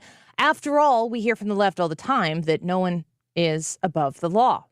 Do they really believe that? Let's speak to Deroy Murdock about that. Deroy Murdock, nationally syndicated columnist, Fox News contributor, and friend of the Annie Frey Show, back here. Thanks, Deroy, for being with us today. Annie, my pleasure to be with you again. Yeah, no one is above the law. Are you buying that from the Democrats? Well, I'm not sure if I should laugh or cry. Yeah, no one is above the law except for almost the entire Democrat Party, from all I can gather. You look at the Hunter Biden situation. We've got $1.2 million in tax evasion, and then we've got this, 2 gun charges. One is applying for a gun permit while you're a drug addict, which is against the law, and also putting false information into your gun application, which he also did. There are people in jail rotting right now. I think it's about 300 of them in federal prison, according to one figure I saw, for having false information on their gun applications. Then you've got this tax evasion, $1.2 million. I think he's supposed to pay $100,000 in back taxes. From what I can gather, that is roughly about an 8 or 9% flat tax. So he's getting a flat tax charge even lower than Steve Forbes' flat tax. So if this indicates that Biden is now in favor of an 8 or 9% flat tax, then maybe we'll get that out of this. But this is just utterly laughable. There are people in jail now breaking rocks as we speak today, probably weeping tears because they look at how they're suffering now, and the Prince Hunter, the son of King Joseph I, is just going to get away scot-free, no jail time. And the idea that we live under a system of equal justice under law, unfortunately, is utterly laughable. People want to, oftentimes, it's always a political conversation, of course. They want to say Hunter Biden isn't Joe Biden, and now we have these charges against him, and he's been under investigation for years and years for an array of things, but as of late, these investigations have ramped up in the public eye, especially. And the idea that somehow or another Hunter Biden is a completely, totally separate entity than Joe Biden, who is the current president of the United States. 2 things. They certainly didn't separate the Trump kids from Donald Trump. And secondly, are the things that are being investigated about Hunter Biden so separate from Joe Biden? Well, no, they're not separate at all. Let's start with the fact that they have a joint bank account. Let's start there. So when Hunter Biden makes a deposit into his bank account, Joe Biden has access to it. Now, it could be Joe Biden never took any money out. He never went to an ATM and withdrew several $100s or more from their joint bank account. But the fact that you have commingled finances at a bare minimum says that there is the possibility that Joe Biden benefited from all of this, the financial shenanigans and chicanery of Hunter Biden. We are not hearing anything more about that. We should be. This investigation has gone on for 5 years. As far as the tax part, remember just about 4 or 5 weeks ago, the Department of Justice contacted the IRS and told them to take the IRS whistleblower and his staff of 13 people altogether, off of the Hunter Biden tax case. That, to me, is obstruction of justice. I said at the time that this is reminiscent of the Saturday Night Massacre during the Watergate investigation back in 1973, 50 years ago. And yet it's no big deal. The Department of Justice calls the IRS and says, hey, all you guys who are looking into Hunter Biden's tax records, take a break, go do something else, go on vacation, leave the man alone. I mean, are we living in Venezuela? Is this Cuba? Or do we have the Ortega family in the White House? Unbelievable. It's sickening, disgusting. When I saw the Hunter news yesterday morning, the whole day I was walking around pretty much with my stomach in knots as if we're about to throw up. We're speaking with Deroy Murdock. He's a Fox News contributor, a nationally syndicated columnist. I'm sure you've read many of his articles over the course of time. I look at the coming election in November 2024 as a make or break for this 2-tier justice system. The executive branch does manage the Justice Department and needs to be able to go in there and do what needs to be done to fortify and restore the idea of law and order and blind justice. Do you think that there's anybody running right now that can effectively win the race and do what they need to do in that area of our government? I think what you describe is vital. I think it's going to take a tremendous amount of toughness because the DOJ and the FBI will not walk quietly out the door. So it's going to take somebody incredibly tough to do this with a skin as thick as a medieval suit of armor. I think Donald J. Trump is that tough. Ron DeSantis might be that tough. I don't think Tim Scott is tough enough to do that. He seems a bit nice for that. Nice is good in many contexts, but I don't think Mr. Nice Guy is going to do it in this respect. And I know for sure Mike Pence is not nice enough. He's too much of a sweetheart. He's too much like Mr. Rogers to be able to stand up and hammer these people and get them to resign, prosecute the criminals, disbar those who've broken the law, take away their law licenses, etc. And it's going to take somebody who's just going to ride herd on these people until these criminals in the Justice Department are ridden out of that building and stripped of their ability to use the justice system and the courts of law to persecute their fellow Americans. This is, again, something you'd expect to see in some third world dictatorship, not in the United States of America. And this country is going very rapidly from first world into third world, and I think eventually into totalitarian territory if these people remain in power. And God forbid Joe Biden and Democrats get reelected. Does this trickle down past the Biden family and past the Trump family and Republicans and Democrats at the highest level when bureaucracy is willing to pick and choose who the Justice Department of this country wants to advocate for and against? Have we seen this type of two-tier justice system hit the everyday woman and man living in this country? That's a good question. I don't know if your everyday folks get wrapped up in things like, classified materials and things of this sort. I know that there have been people in the military who've had accidentally gone home with classified data. There was a very sad case of a guy who was working on a nuclear submarine, and he just wanted to send his parents a picture of, hey, Mom and Dad, here I am at work, and took a picture of him, at his station there with, classified dials and switches and knobs and gauges behind him. There was no malicious intent, but he sent his parents a picture. That entire place is classified. That basically qualified as a violation of state secrets. And I believe this person was kicked out of the military and maybe even went to jail. Compare that to the classified materials in Joe Biden's garage next to his 67 Corvette Stingray, all of the emails on Hillary Clinton's server, the emails on her devices, which were destroyed with hammers after they were subpoenaed by congressional investigators. Huma Abedin, her top aide, having state secrets going from Hillary's server to the devices on Huma carried around, and then transferred her for convenience onto the laptop of her then husband, Anthony Weiner, the notorious convicted pedophile. Nothing happens to these people. Hillary, Huma Abedin, Joe Biden, James Comey, who leaked documents classified documents to a professor friend of his at Columbia University, instructing him, hey, hand these over to the so-called paper records. They could publish them and get the special counsel sicked on Donald J. Trump. Nothing happened to these people. Book deals, TV contracts, they get hired by law firms, they go teach law school. Nothing happens to them. People at the lower levels, they're not part of the smart set, if you will. They're not part of the in crowd, so yeah, they do suffer under the law, while these other people, the law just sort of rolls right off their backs. Yeah, we've also seen in instances where, what is a domestic terrorist in the United States? What does it mean if you as a parent decide that you don't want your child who believes that they are a girl now to change the way their biological body is made up through surgery? There are states that say that you as a parent need to sit down and not be a part of that conversation. I mean, the entire demolition of the family unit in this country is something that's coming really from the top. And it really is in many ways, a delineation of people along political, cultural divides. And if you have the power, especially if you have the power of the bureaucracy that really sustains itself from administration to administration, it becomes a very dangerous thing. The permanent administrative state, or what Steve Moore calls the regulatory octopus, is there. It survives between, from whether the Republican or Democrat is in the White House.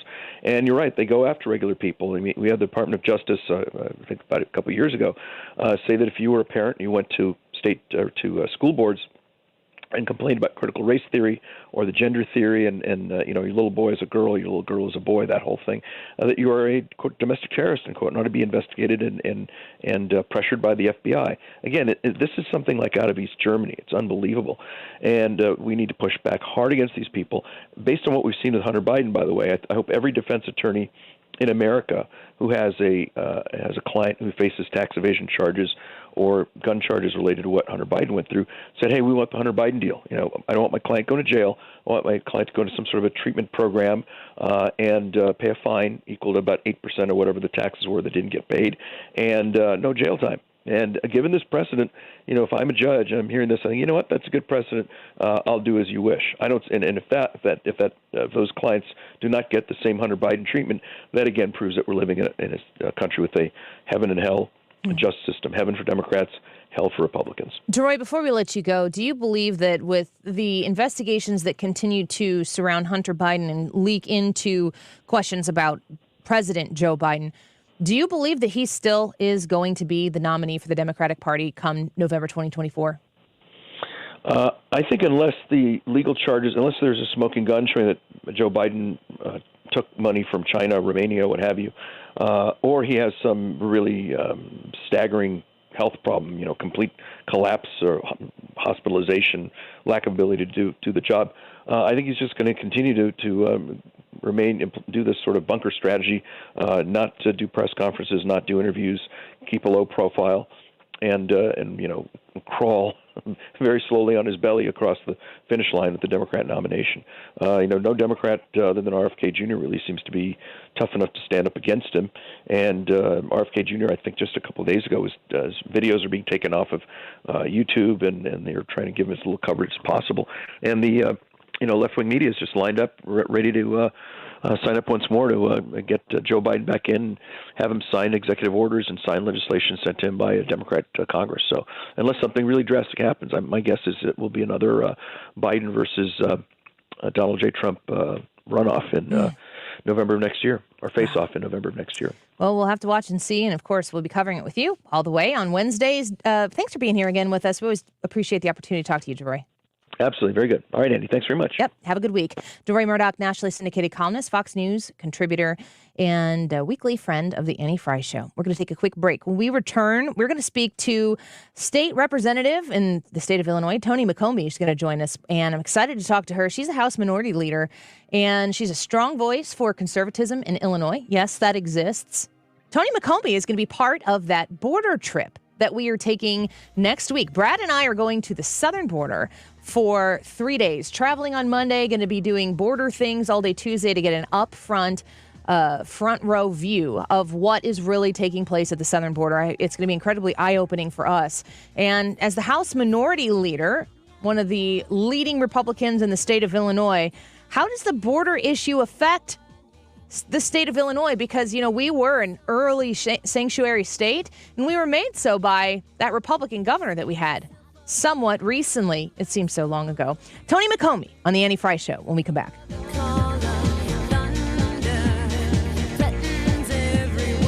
The Annie Frey Show is streaming online. Watch us live on YouTube and subscribe.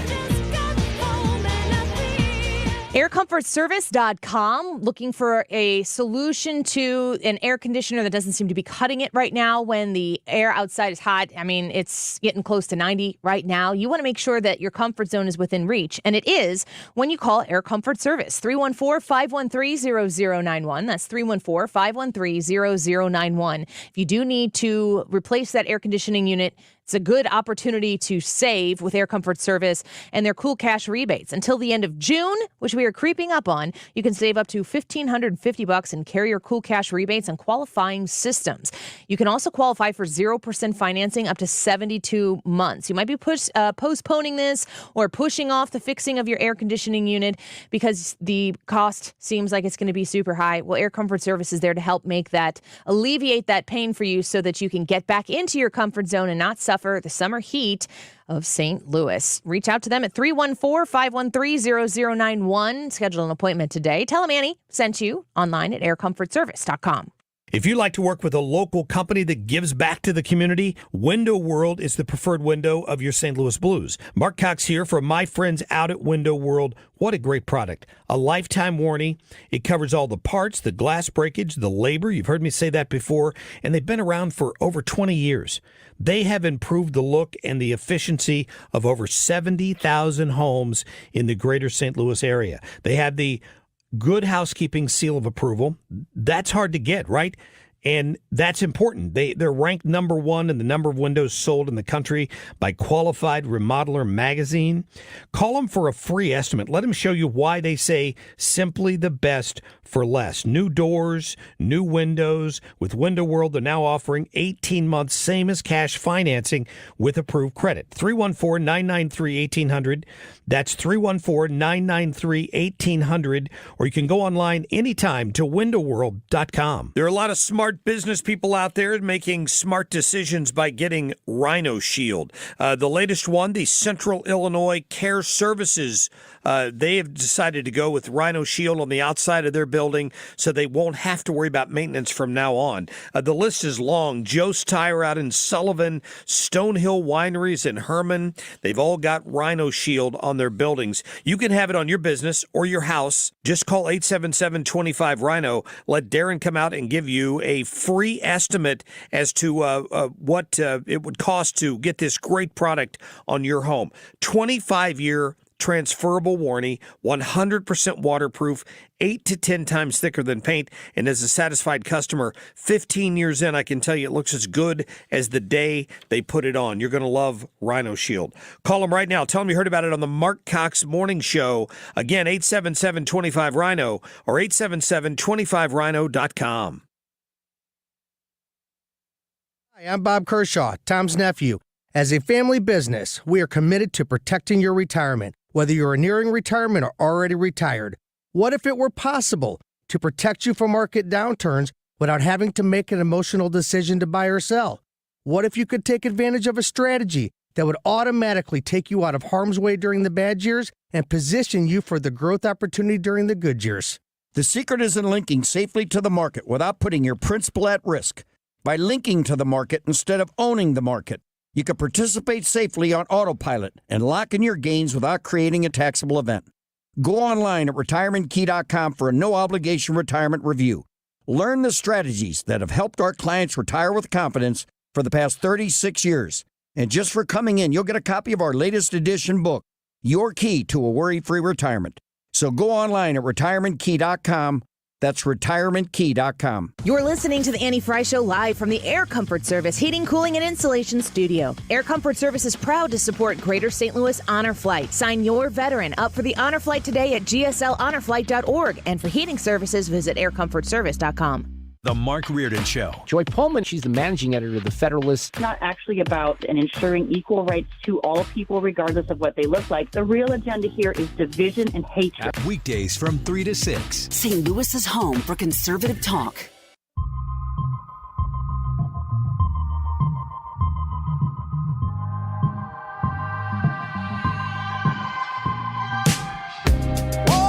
This is the Annie Frey Show. Find the podcast, on-demand audio, and more at 971talk.com/Annie.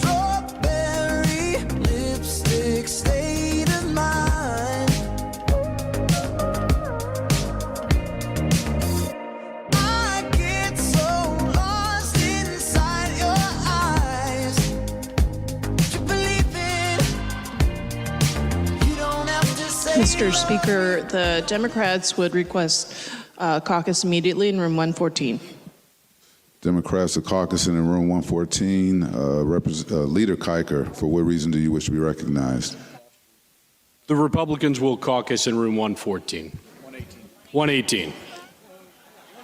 Along with our peers on the other side of the aisle. We just want to get, all we want to get is a look at the budget. So we figured that's the best place to go see it.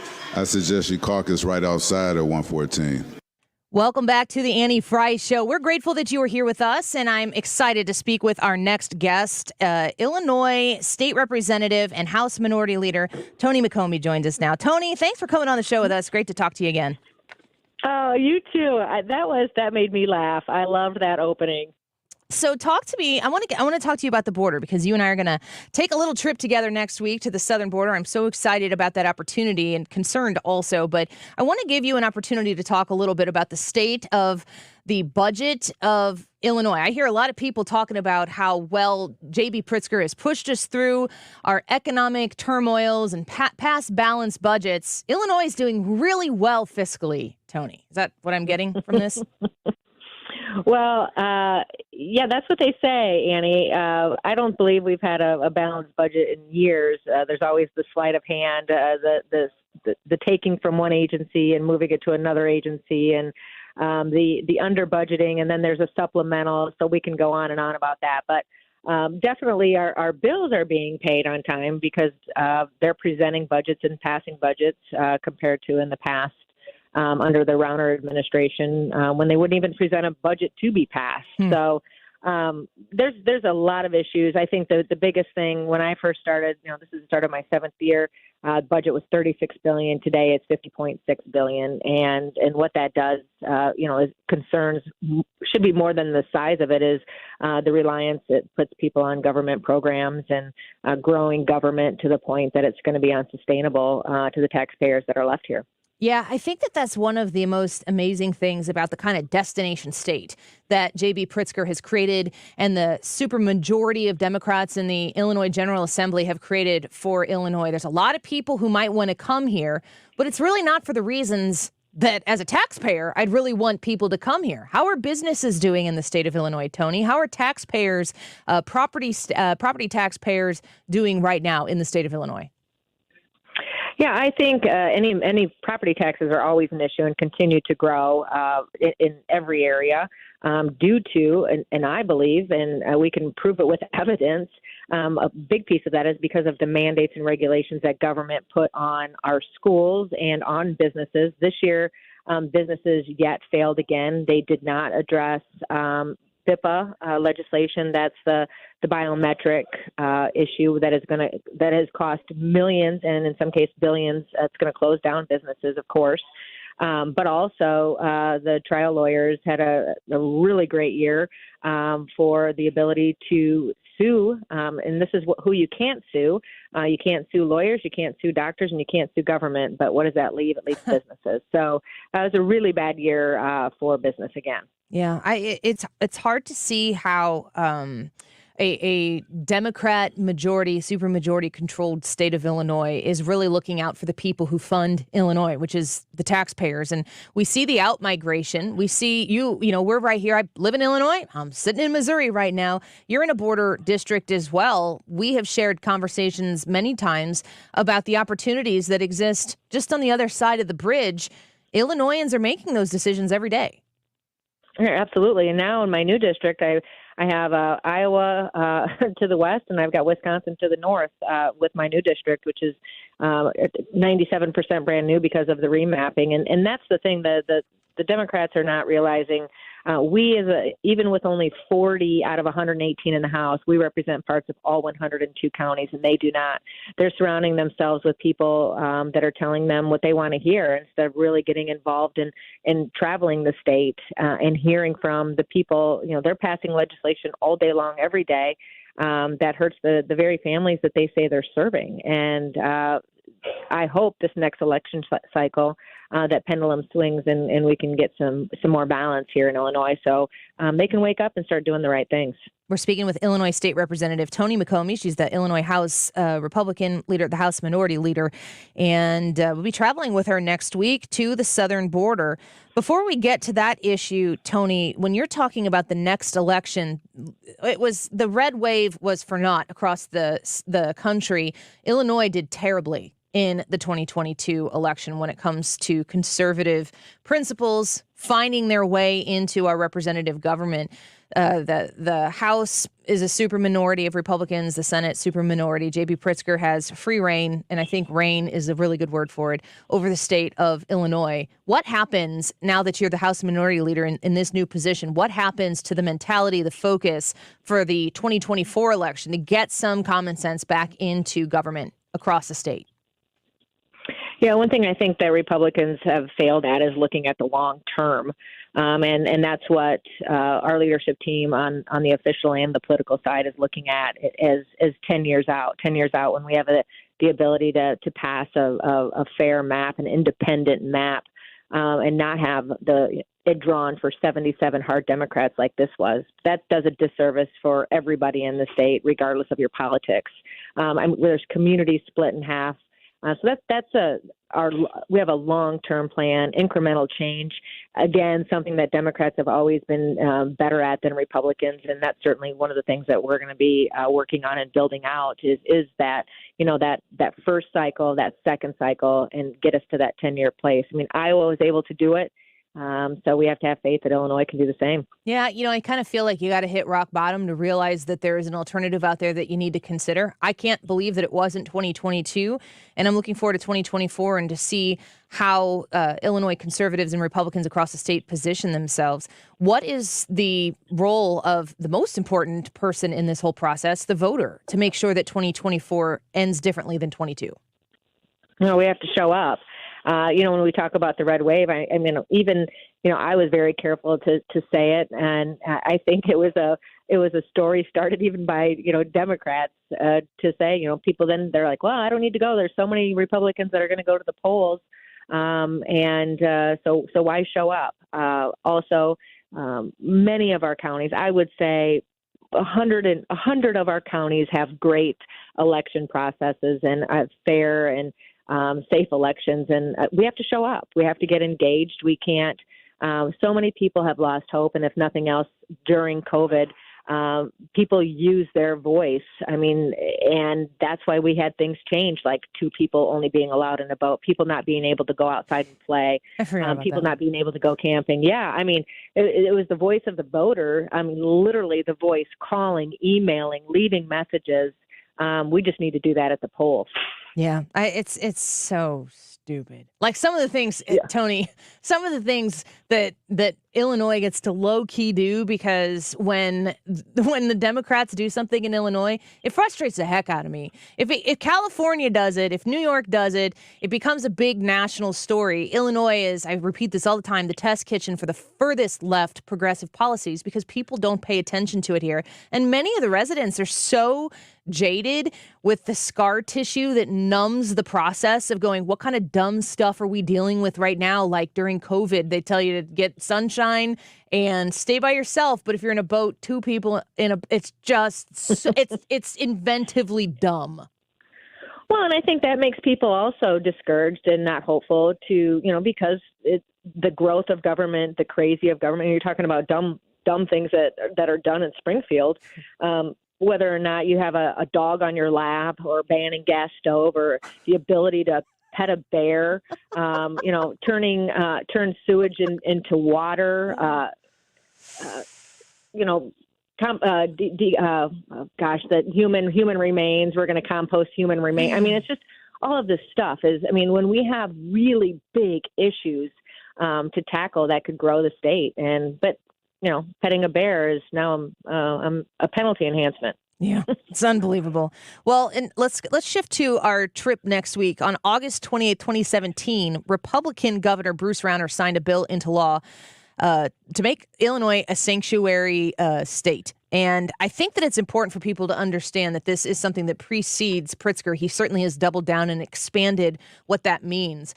But you and myself and some sheriffs and other representatives are going to travel to the southern border with some other states in this delegation. I am so excited to see what I can see, but I'm cautious about it as well.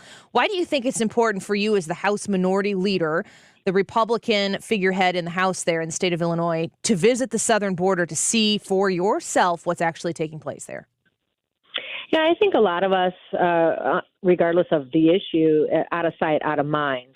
But this in Illinois should be for, your listeners, whether it's in Illinois or whether it's in Missouri, with the increase of folks coming across, it's not only bodies, but it's drugs, which is killing our children and people all around the nation. But that population is growing so much that with that expansion of Medicaid to undocumented last General Assembly, the estimated cost was going to be $220 million. But lo and behold, with the increase of the population, it became $1.1 billion.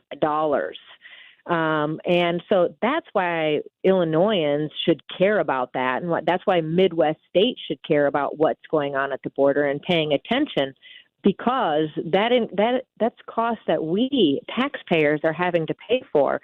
And also in the case of in Illinois with the $1.1 billion, the governor did, and I'll give credit where credit is due. I mean, he did.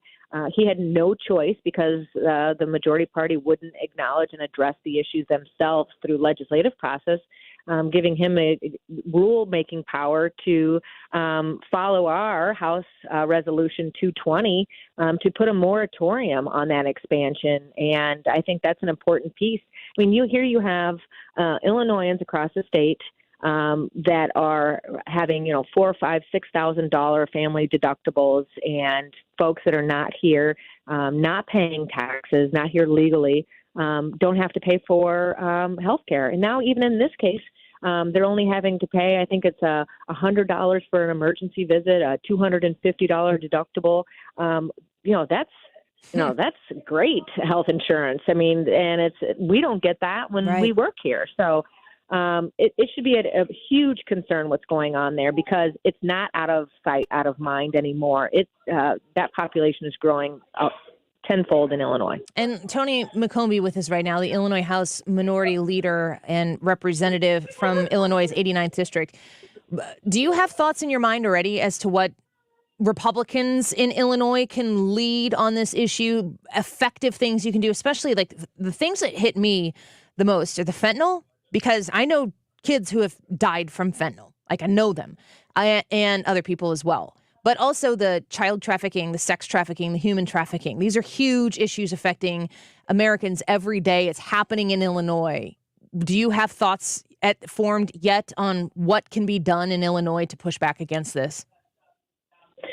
Well, I don't think with us having 40 out of 118 legislatively, there's going to be anything done. Now, I do think the governor's temporary rule, I hope it gets expanded to being more than just temporary. But if that fires things up, folks are going to continue to come here. I think we're the only state in the nation that has that kind of a benefit for illegal immigrants. So you're definitely right.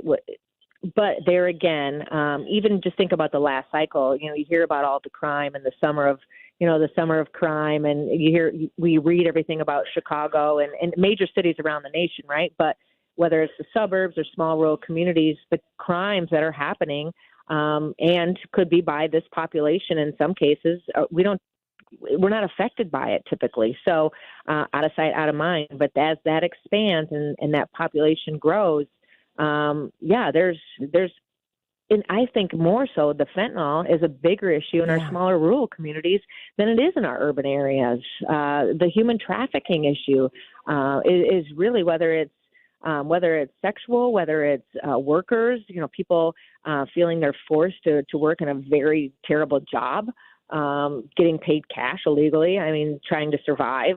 This is a real human issue that we should be definitely concerned about. And until it affects us, or we know somebody, and we all do, you just have to think about that with the fentanyl. People are not going to take it very seriously, I'm afraid. Yeah, the inhumanity of what our country is doing in our southern border that's seeping into all 50 states is breathtaking. And if anybody is so fortunate to not have a personal story about it, just wait a passage of time and you likely will have a story to tell. And that's where action needs to be taken. And like Tony said here, 40 out of 118 seats in the Illinois House. That's what Republicans hold. It's powerless. But my opinion is if you're powerless in getting the votes done, then you should make the most noise you possibly can. And I'm grateful for the opportunity to go to the border with you to get more information that can help you strengthen your position on these issues and help me use my platform to share that with our listenership here in St. Louis and the Metro East. Yeah, absolutely. I hope there's a time where Illinois Democrats go to the border, too, because we can't afford what's happening here. Yeah, well, the Democrats in Illinois can go to the border or they can just let the border come to them. Tony McCombie, thank you so much for being here with us today. I'm going to have you back after our trip, but I'll see you next week. All right. Take care. Thank you so much. You as well. Bye-bye. Illinois State Representative Tony McCombie. She is the rep at the Illinois' 89th District up in the northwestern portion of our state. She's also the Illinois House Minority Leader, new because the previous one stepped aside after the last election. And we will be traveling, Brad and I will be traveling with her and some other individuals from the state of Illinois, including some people from law enforcement, next Monday through Wednesday. And we are going to have wall-to-wall coverage of that here on our show, of course, Monday through Wednesday, but also across the station. And we are really excited to have partnered with Americans for Prosperity in Illinois to make this trip possible.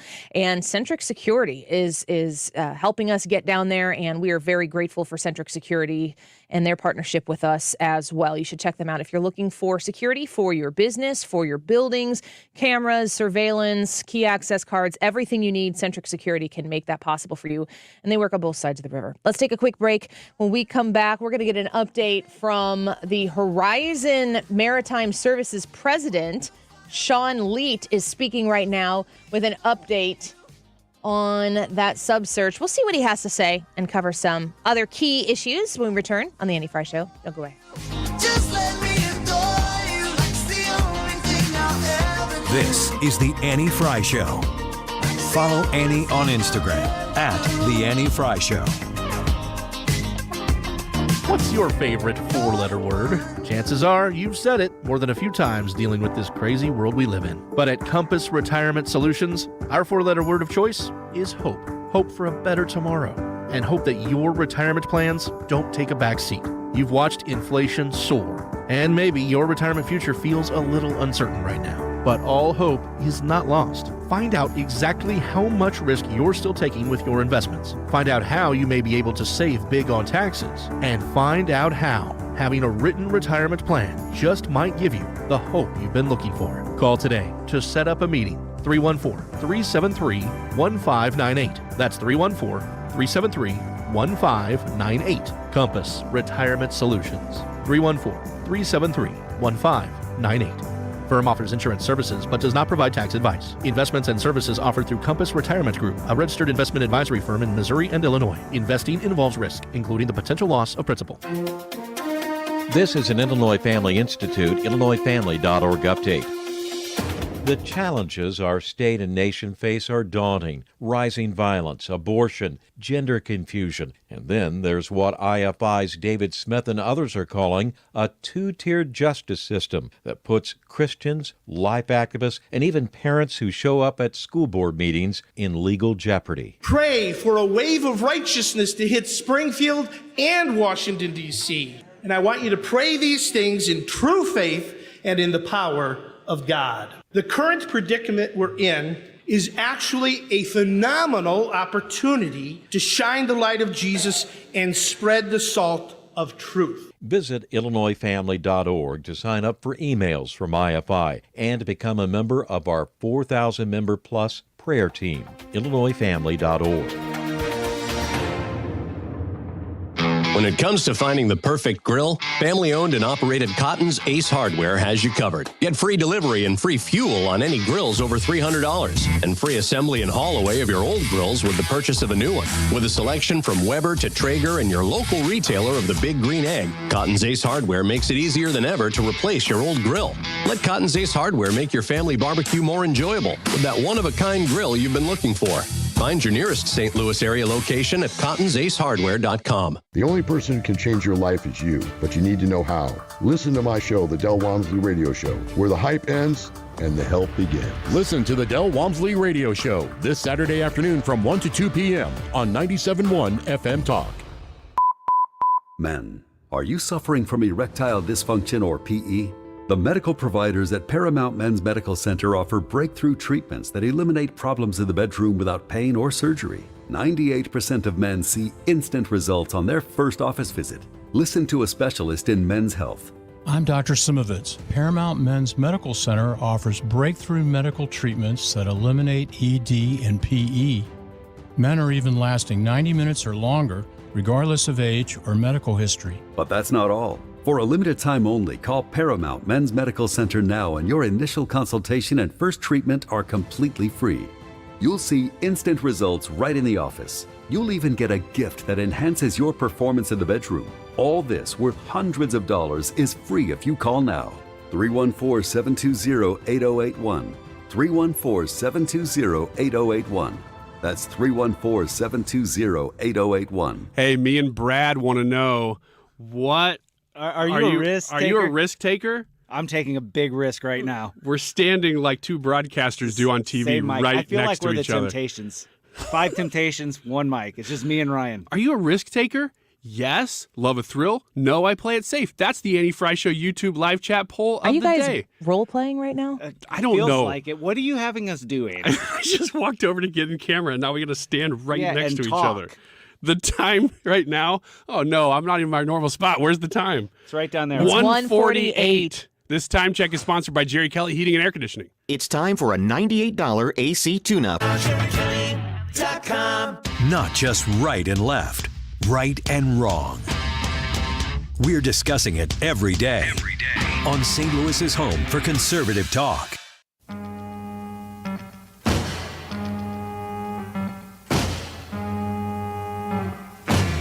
Hot town, summer in the city, back of my neck getting dirt and gritty. Bend down, isn't it a pity? Doesn't seem to be a shadow in the city. All around, people looking half dead, walking on the sidewalk harder than a match here. But at night it's a different world. Go out and find You're a girl. listening to the Come on, Annie come on Frey and dance Show. all night. Despite the heat, it'll be all right. And babe, Interact with Annie on Facebook. The Annie Frey Show. in the summer, in the city, in the summer, in the city. Cool town, meeting in the city, dressed so fine and looking so pretty.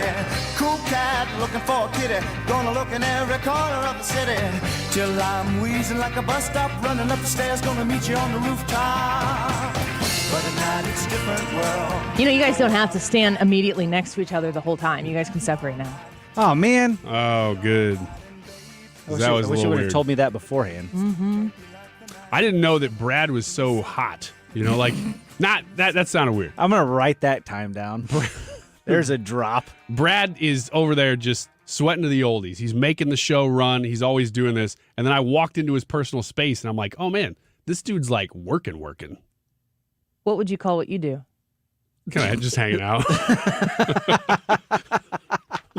Because I definitely am not sweating it up No. like he is. It is warmer in here right now. It than is a little warm. than it traditionally is. Yeah. It's the wrong day to wear a blazer. Maybe it's not Brad. Maybe it's the building. Maybe Brad's not working that hard is what I'm saying. It's like now that I saw how that played out for me. Well, let's. Good grief. Yeah. Yep. Take some time to get some things off your chest, Ryan. Go ahead. Go on. You've been dying to talk about it. Okay. With the subject of the day, with risk taking. I want to rate you guys. I'm taking a risk right now. Yeah, you are. I want to rate you guys because I think that people are going to say us? You just called Yeah. him hot. For sure I know understand Yeah, what he... Brad's a 10. Let's get that out of the way. Brad, I think 5.5. You? Yeah. No, I don't. I'm an American. I don't comment on women. You just spent an entire segment advocating for the ability to Yeah. let people know how you feel And about everybody told me that we can't do that. So I'm just abiding by the unwritten rules. them. Mm-hmm. I think Brad, people are going to say he's a risk taker, and I don't think he is. I think Brad is a play it safe kind of guy.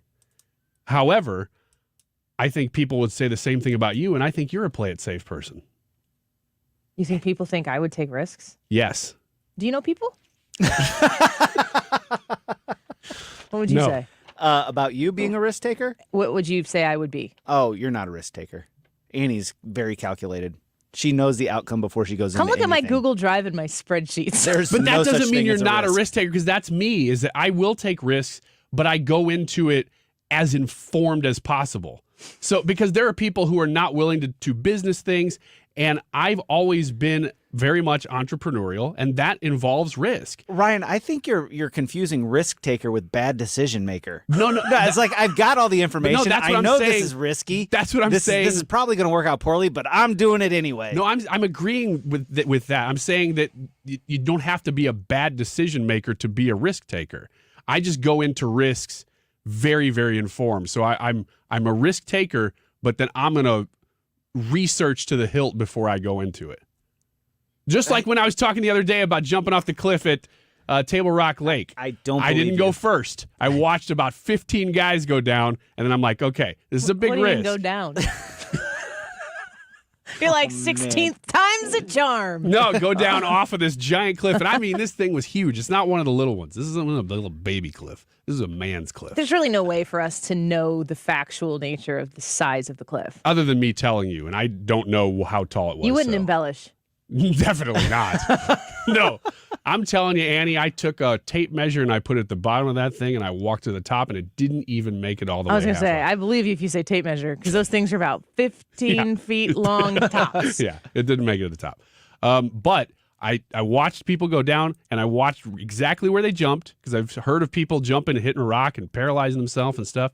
And I wasn't going to do that. So I researched it, and I still did it. That is the perfect example. Did you just say the reason that you jumped off is because you watched that and know that people get paralyzed when they jump off rocks, and you just decided not to do it? No, I said when people jump off That's what you of said. cliffs and they hit rocks at the bottom. Yeah.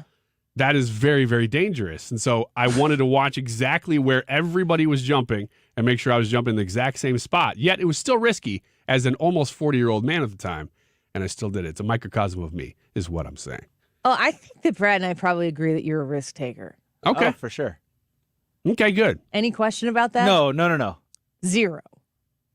The question I have is Brad, do you view yourself as a risk taker? There are areas in which I take risk, but I, like Annie, I'm very calculated on what I do, and there are areas where I say I'm not taking that risk. My vote for, if I were guessing what you would vote for yourself on this poll, I would say you would say no. I play it safe. Yeah, because it really, if we're talking about risk in the general terms, I like roller coasters. I like driving fast. I like airplanes. I like flying and stuff. That sort of stuff. It's risky. To me, the question is, you have to ask yourself, like you're talking about doing a ton of research, making an informed decision. Taking a risk is doing all of the research and knowing everything you can and still doing something that has a strong downside. Yeah, and I won't do that. Correct. Neither will I. I don't know that I'll do that either then, if that's the definition. Because if it has off of a cliff. Well, after watching a whole bunch of people Brad, do it. are you jumping off cliffs? Nothing higher than 10 feet. So tape measure height. Tape measure height. No, this I'm was like way over that. Yardstick. Really? I'm not jumping off cliffs. No. Why do I need to do that? What about when you're 20? No. So age isn't changing it. I'm probably more willing to. Well, here's the deal. I care way less what people think right now. Almost detrimentally. To the point where it's like, hey, maybe you should care a little bit. Jared's like, you want to reconsider that? And I'm like, no, I'm pretty confident. Let's light this candle in the direction that we're headed here, and let's roll. I will say this: the older I get, and I think kids did this a little bit of. Like constantly bubble wrapping your kids so they don't fall and break their face on everything when they're toddlers and stuff. But the older I get, the more I'm like, ooh, I don't know if I want to drive that fast. That's a little dangerous. And I'm like, wait a minute. I never would have thought this when I was younger. It's like, oh, life is a little more fragile. Yeah. Is that what senior citizen Wiggins sounds like? Old Wiggins. Oh, man. Old Wiggins sounds like a brand. A bungee jump sounds like fun, but what if the string What would would break? Old Wiggins be the brand of? Maybe we need to take some suggestions in the YouTube live chat. Old Wiggins. Have you tried Old Wiggins yet? What comes to mind immediately when somebody says I have you haven't. tried I'm Old not Wiggins? much of a risk taker. Let me know what product I should move into because whatever you guys decide, I'm going to. I'm looking for a new venture. So let me know. Sorry if I was mean to you earlier. Mean to me? Mm-hmm. Were you? I don't think so, but I mean, you just always, right? yeah, it's just that people are. It was just par for the concerned. course. Yeah. Just become noise to me. Mm-hmm. Go ahead. I'm hanging you out there. The show's about over for this hour in 5 seconds. We're good. All right, we're good. We'll be right back. Don't go away. St. Louis physician Dr. Abicki created Neovitin 15 years ago to help support his own nutrition when he needed it most. Since then, Neovitin has helped thousands of people support their daily nutrition with sensible doses of vitamins, minerals, antioxidants, and Dr. Abicki's proprietary blend. If you're ready to join many St. Louisans in supporting their nutrition, give Neovitin a try. You can find Neovitin at your local Schnucks, Dierbergs, and online at neovitin.com. Scott, they're here. Who's here? Our newest delivery of carpet tile, luxury vinyl plank, luxury vinyl tiles, sheet vinyl, ceramic, hardwood, and laminate. Of course, and we're fully stocked at both of our locations, 7301 North Lindbergh Boulevard in Hazelwood, Missouri, and 1851 West US Highway 50 in O'Fallon, Illinois. Open 7 days a week. Free financing for qualified purchasers. Best flooring, best selection, Best Buy Flooring. Did you know the IRS is a super creditor? Hi, I'm Lance Drury with the Lance Drury Law Firm. The IRS is the only creditor that can create a bill for you without your permission, then drop the hammer and aggressively collect it by wiping out your bank account, seizing your assets, and levying your wages. No other creditor can do that, and this can all happen without a court approval. If you owe back taxes, you need to be prepared to face the super creditor. Don't just sit back and take it. Fight back. At the Lance Drury Law Firm, we know how to use the laws to your advantage and go toe-to-toe with the IRS. Our office is located right here in St. Louis. Contact the Lance Drury Law Firm today for a free consultation with me, or visit us at lancedrurylaw.com or call 314-260-6120. That's 314-260-6120 to get started. The choice of a lawyer is an important decision and should not be based solely upon advertisements. Updating your home with James Hardie siding has never been more popular. With all the options available, you need a partner to ensure you maximize your investment. Siding Express is ready to refresh the appearance of your home or totally transform the look by installing Hardie shake, board and batten, lap siding, or a stone accent to make it your dream home again. Siding Express is an elite preferred James Hardie contractor. They also carry Anderson and Marvin windows and doors. Need ideas? Go to sidingexpress.com and schedule a free, no-obligation consultation today. sidingexpress.com. Mark Cox here. If you're nearing retirement or already retired, call my friends Thomas Helbig and Bob Kershaw with the Retirement Advisory Group. They'll show you how to link to the market without the risk. They're the official financial advisors of my show. Go online to retirementkey.com. Join us at Odyssey as we all do our one thing. Together millions of things for our planet. Cut up six-pack rings and reduce your use of plastic to keep it out of waterways and oceans. When we each share our one thing, it becomes a million things for our planet. What's your one thing? KFTK FM Florissant. From the Under Law Injury Lawyers, GetJim.com studio. 97.1 FM Talk. Always live on the free Odyssey app. Air Comfort Service, heating, cooling, and insulation, weather. Summer is officially here, starting this morning. Mostly sunny skies this afternoon. Let's call it a little breezy as we go through the afternoon hours. 89 for the high. Tonight, clear skies, 65 Thursday. Gorgeous day. Partly sunny skies, couple of degrees cooler on Thursday. 83 degrees. Friday, partly sunny at 85. It's a hot, humid weekend. Temperatures 90 to 95 degrees Saturday and Sunday. This is 97.1 FM Talk Chief Meteorologist Dave Murray. We've been here 30 years, 30 Christmases in this house, and we have the traditions that most families have. That's Terry talking about her experience with Rhino Shield ceramic coating. We did Rhino Shield 14 years ago, and the house still looks the same as the first day. Rhino Shield really worked with me to help me get just the right nice soft yellow, and it's 14 years later, and it's the same color. The main reason Terry called Rhino Shield is because it's backed by its 25-year transferable warranty. It just sounded wonderful that we could have the house coated with Rhino Shield and not have to worry about it again for 25 years. Take it from Terry. Give Rhino Shield a call now for a free evaluation. 877-25-RHINO. 877-25-RHINO. Or visit 877-25rhino.com. There have been neighbors that have come by and said, "Did you just have your house painted?" Because they wanted to know who the contractor was. And I said, "No, it's actually Rhino Shield." 877-25rhino.com. The most exciting jewelry buying opportunity is happening right now at Diamonds Direct. Pick any jewelry item and get up to 5 years special interest financing or take up to $5,000 off right now. Everyone's loving this because you get to design your ring and your payment plan and take advantage of our most flexible options ever. Hurry, this amazing offer ends June 30th. Enjoy financing for up to 5 whole years or get our best ever sales price. Diamonds Direct, your love, our passion. Get details, directions, and more at diamondsdirect.com. On approved credit. Hi, I'm Martha Stewart.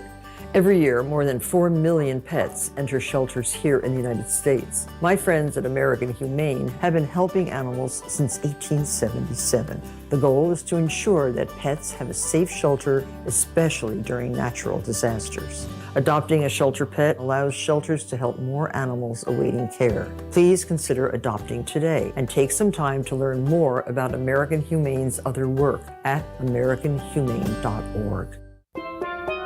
Here at the Almond Joy Factory, where tropical vibes abound, we use soft, fresh-tasting coconut. The crunchiest almonds and delicious chocolate candy. Ah, but do you know what our most important ingredient is?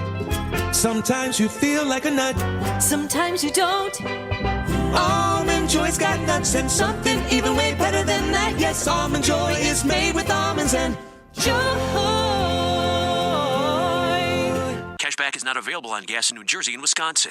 Couponing. Wow, you didn't strike me as the coupon type. Just trying to stay ahead of inflation. Gas, groceries, everything. It's all more expensive. I need to save wherever I can. Have you tried Upside yet? Upside? What's that? It's a free app that I use that pays cash back for every gallon of gas I buy. You've got to buy gas to get around anyway. Might as well get paid for it. Come on, does that really add up to anything? I've already made around $200. The extra cash helped pay down my bills, and I even had a little extra left to treat myself. And the Upside app is free? Totally free, and the cash back is real. You can transfer the cash right to your bank account. I'm downloading Upside right now. Download the free Upside app now to earn cash back every time you buy gas. Use promo code OIL to get an extra 25 cents per gallon on your first tank. You can cash out anytime right to your bank, to PayPal, or a gift card for Amazon and other brands. Just download the free Upside app and use promo code OIL for a 25 cents per gallon bonus on your first tank. That's code OIL for a 25 cents per gallon bonus. Air Comfort Service, heating, cooling, and insulation, weather. Summer is officially here starting this morning. Mostly sunny skies this afternoon. Let's call it a little breezy as we go through the afternoon hours. 89 for the high. Tonight, clear skies, 65 Thursday. Gorgeous day. Partly sunny skies, couple of degrees cooler on Thursday. 83 degrees Friday, partly sunny and 85. It's a hot, humid weekend. Temperatures 90 to 95 degrees Saturday and Sunday. This is 97.1 FM Talk Chief Meteorologist Dave Murray. Is your summer staffing situation significantly scarce? Then you need Indeed. Their powerful all-in-one hiring platform makes it easy to attract, interview, and hire candidates all in one place. Want to find your next great hire? Visit Indeed.com/credit. For a hole in your roof or a whole new roof, Frederick Roofing. Over 90,000 satisfied customers since 1929. Frederick Roofing, 314-645-2000. Big ideas, real debate, solid entertainment. You found it here. St. Louis's home for conservative talk. 97.1 FM Talk. This hour of the Annie Frey Show is brought to you by Ruler Foods. Low prices, no coupons. Ruler Foods. That is exactly what I needed to hear. Thank God someone here knows what they're talking about. That's us. That's right. Gotta love this American ride. All right, you need to take the time and get the full picture.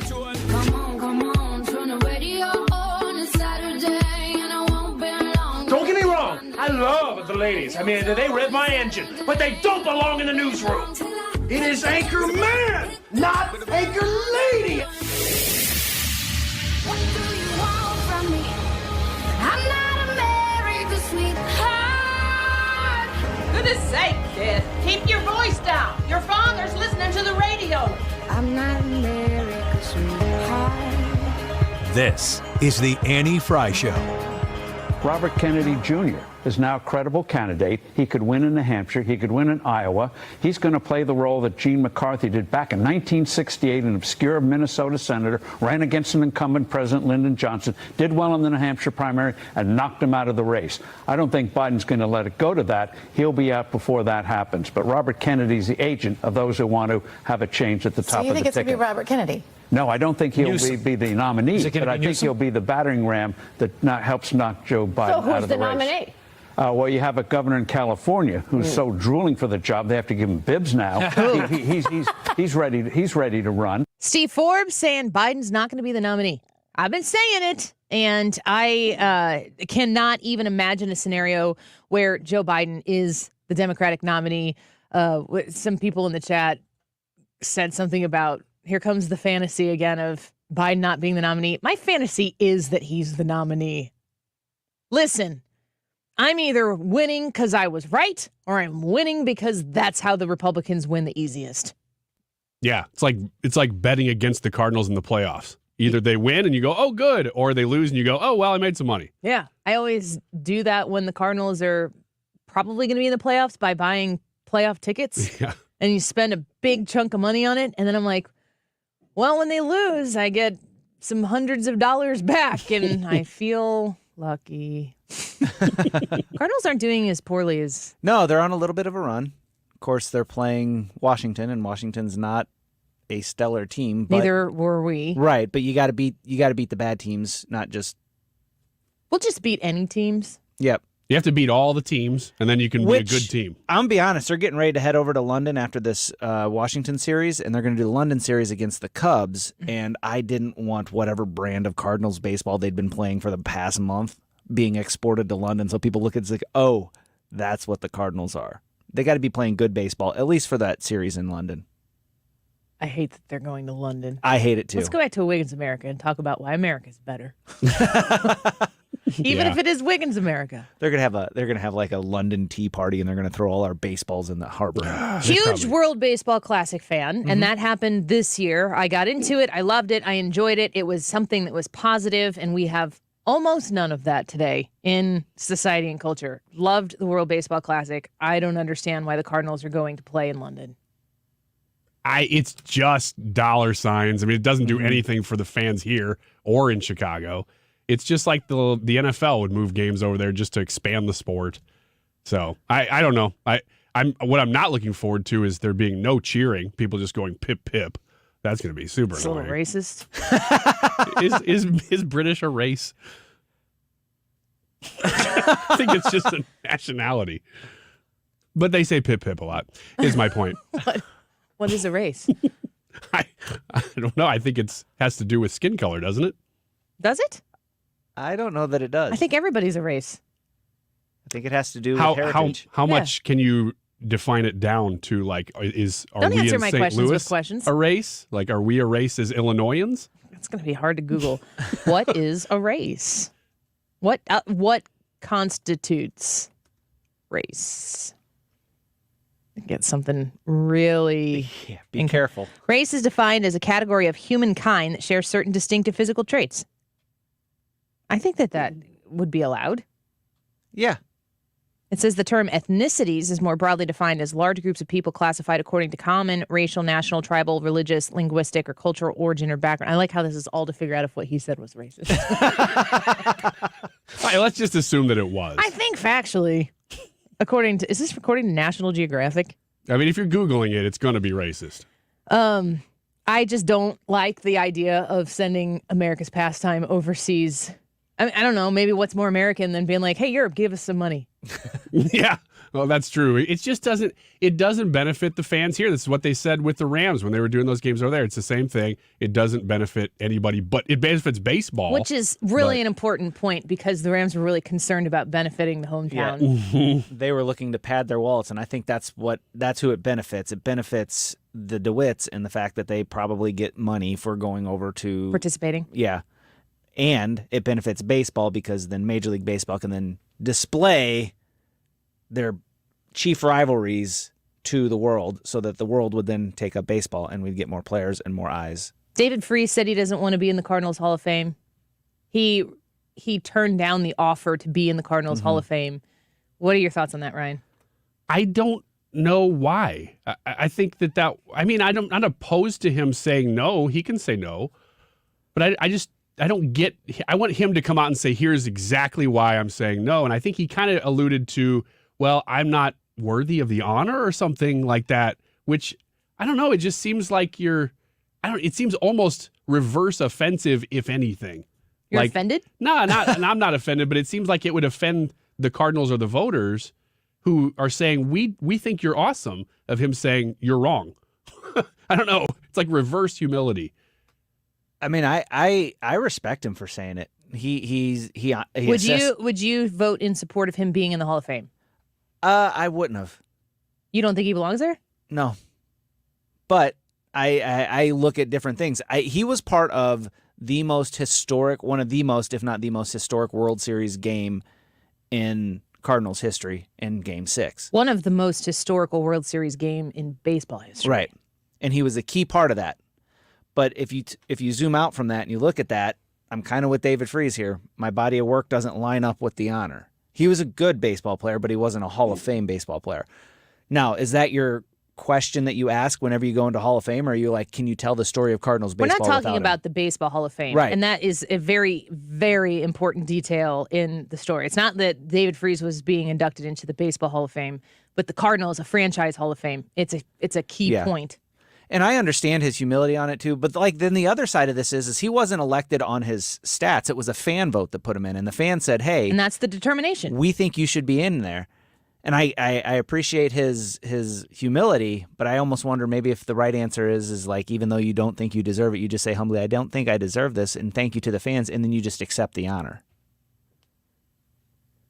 So wait, you think he should be in it or not then? Well, he was voted in by the fans. I don't really know if he if I were voting, I wouldn't have voted to put him in the baseball hall. But not everybody that you vote Cardinals. for, it's right. It's a fan collective vote. Right. I don't know. I don't want to tell him, hey, you actually have to take this Hall of Fame vote and go in there. But I think it'd be more respectful to the fans to honor their wishes and allow yourself to be in there. It's a lifetime commitment. Even though you're kind of like, I don't know that I belong. It's not just an accolade. Like if you win a Grammy for something, you commit to that night, probably. You accept the award, you give a speech, you put the Grammy on your shelf, and you admire it and you're proud of it, but you move on. If you become a member of the Cardinals Hall of Fame, there are obligations. Like that is something that you have to show face for and present yourself. I think the thing that affected David Freese the most is the thought of being in a red jacket at some of the biggest days in a St. Louis calendar year and standing shoulder to shoulder with the likes of Albert Pujols and Scott Rowland and, other greats that are past now, Lou Brock and Bob Gibson. And, you're in this company now that is otherworldly as far as baseball heaven is concerned. And I think, David Freese said so much that 2 at-bats shouldn't define a career and that the career accolades of the Cardinals Hall of Fame, he didn't feel as though those 2 at-bats were adequate to put him in that company. And I respect him 100% for what he's saying. And I was reading a comment, I think it was on a Sports Illustrated maybe story that was posted on Facebook, but I love reading the comments when it's on a national publication because you're getting people who have broad thoughts and opinions on it. They're not just like Cardinals homers like I am, or if you were to read that on a locally produced piece of media. And the guy commented something to the effect of, I totally understand where David Freese is coming from, but he needs to understand he's responsible for one of the greatest nights of my life. And I concur. I know I could walk you through what I was wearing, where I was sitting, what I was feeling, who was in the house with me when this was happening. My son was like 18 months old, and I was trying to cheer with my mother-in-law who was upstairs quietly because the baby was sleeping, and I was watching downstairs and she was watching upstairs, and I was running up and down the stairs to cheer with her. And, if you say to a St. Louis Cardinals baseball fan, we will see you tomorrow night, you can hear it in not the voice that I said it, but in Joe Buck's voice. And, it might not, he might not have the career of a Lou Brock or a Jim Edmonds, but at least, I was born in 84. In my lifetime of watching St. Louis Cardinals baseball, it is the best St. Louis Cardinals baseball moment of my life. So is he worthy of the Cardinals Hall of Fame? If it's voted on by the fans, he is absolutely worthy of that honor and that acknowledgement. But I think it's his to refuse, too. Like, you do not find that kind of humility very much these days. And the other thing on top of all of this is it makes me wonder. David Freese had some issues. He had some legal issues. He had a DUI or something like that. What didn't he get into some trouble? I don't remember. I'll look it up to make sure I didn't just smear David Freese on there. But, he did talk about who he was when he was in St. Louis as a conflict in his willingness to accept that. And it makes me wonder if he struggles with his heroic accolades in St. Louis. I know what it's, I do personally know what it's like to be known publicly. And, I could be at my son's baseball game and somebody casually says at the end, oh, by the way, I listen to you every day. And it's like, oh, I hope I wasn't making an idiot out of myself this entire time, and I have to be very mindful of that. But I know what it's like to be out in public and for people to know you publicly, and then you ask yourself, everything that you do in public, you have to ask yourself, how did I present myself? It is a responsibility, I will say, to bear, maybe a burden at times. But if you feel as though the accolades and the pressure that if David Freese feels like the celebration of David Freese in St. Louis exceeds his own personal view of himself, that could be haunting. That could be problematic. And showing up in a red jacket on opening day or playoffs or some sort of acknowledgement of some sort of event, it could be a lot. I just wonder how he feels internally about that. And if I don't know that anybody can say it's the right choice other than Freese. Yeah, I mean, I think that's why it's such an interesting story, is because you really can come at it from so many different angles. And I'm a baseball purist. I really have been my entire life. I didn't want to see the DH go away just recently. I like the difference between the National League and the American League, that kind of stuff. I like the fact that they do 162 games and you can compare the stats from now for 100 years ago. I love that stuff. That being said, what Brad's saying about his stats is correct. He's not a Hall of Famer. He may not even be a Cardinals Hall of Famer based on the stats. But I would still like to, all that said, I would still like to see him in the red jacket. Just because of the memories. He was on the biggest stage possible and excelled. I mean, that's something. Well, it comes down to the question, can you tell the Cardinals story without talking about David Freese in Game 6? Yeah, which is why people voted for him. Absolutely. When you see David Freese, what's your immediate, if you see David Freese's face, what's your immediate reaction to that? My reaction is a thought of him throwing that helmet down and the freeze frame where he's jumping over his own helmet onto home plate. Nelson Cruz missing the ball in right field. He hit played it wrong. Yep, he misplayed it, but man, Freese hit that ball on the nose. And then when that ball hit the wall, I was like, "Oh, here we go." And then he slid head first into third, and he came up on his knees. Yep, and it was like that. And that's the picture I see.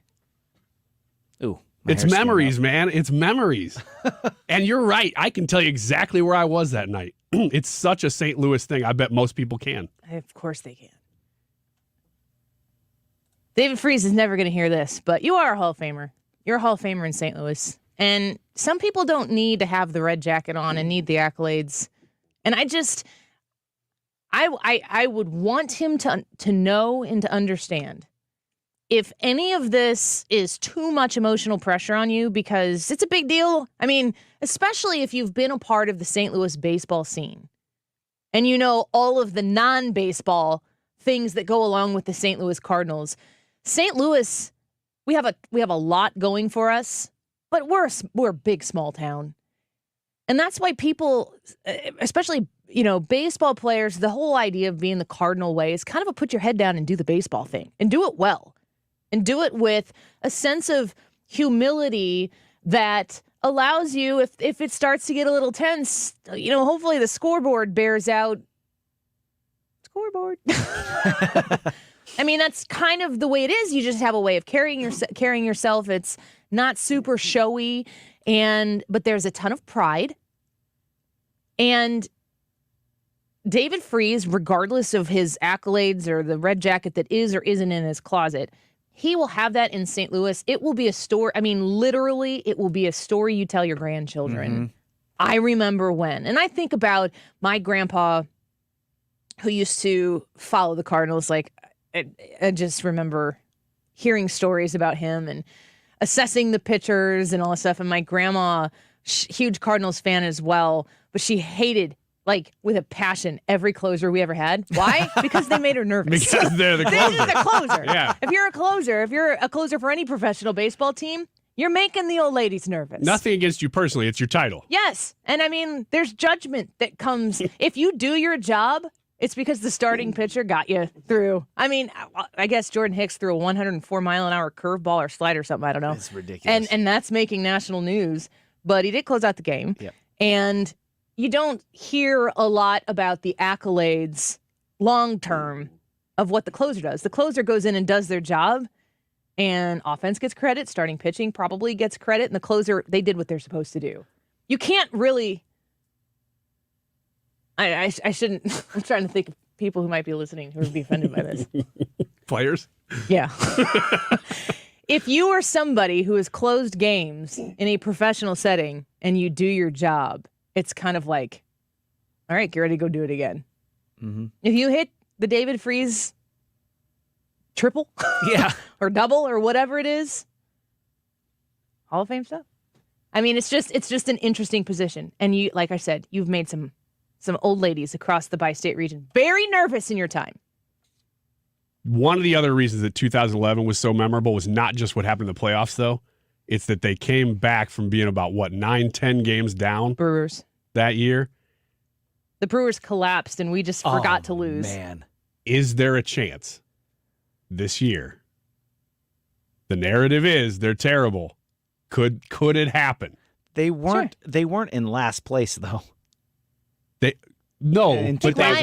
were counted out. I think Ryan is advocating for an even awesomer story. I'm just saying. Well, I'm just saying. Could it happen? It's baseball. Anything can happen. Get the gold doubloons from Stan Kroenke and the St. Louis Arch, send it to Southern California, and get Shohei Ohtani over here. That's the plan. Put that. I'm probably gonna get fired for selling the St. Louis Arch. Selling, but it's Shohei. We'll just build a bigger arch. Yeah, when we're done. We need a bigger one anyway. We'll that one's getting old. We'll go wider. We'll put a third leg into Illinois and bring everybody together with Shohei Ohtani. Will you please do something, Cardinals? Anything? All right, let's take a quick break. We're going to talk more about the YouTube live chat poll today. What's your answer? Are you a risk taker? Yes, you love a thrill, or no, I play it safe. Go vote in the YouTube live chat poll. We'll be back in a minute.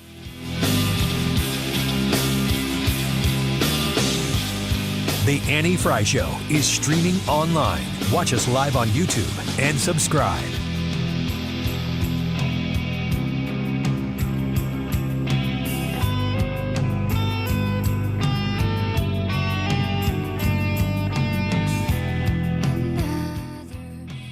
You can go to fountainsfamilydentistry.com and see all the testimonials there, but you don't have to trust just what's on their website. Type in Fountains Family Dentistry, Fairview Heights, Illinois, and you will see so many people on other websites that have nothing to do with them, telling you that the experience has been great. I think across the board, you're not going to find really any problems, which is rare when you're talking about not just a dentist office, but any business. I am happy to endorse Fountains Family Dentistry. It is my good friend, Dr. Ty Parker, and he has assembled a terrific staff right there in Fairview Heights. Easy to get to from both sides of the river, right off of Highway 64. And they always make it easy for you to make an appointment. FountainsFamilyDentistry.com, right there on the website, on the home page, you can click make an appointment and do it online. You don't have to call them if you don't want to, but you can, and you'll talk to Steve if you do. 618-622-1800, 618-622-1800, FountainsFamilyDentistry.com.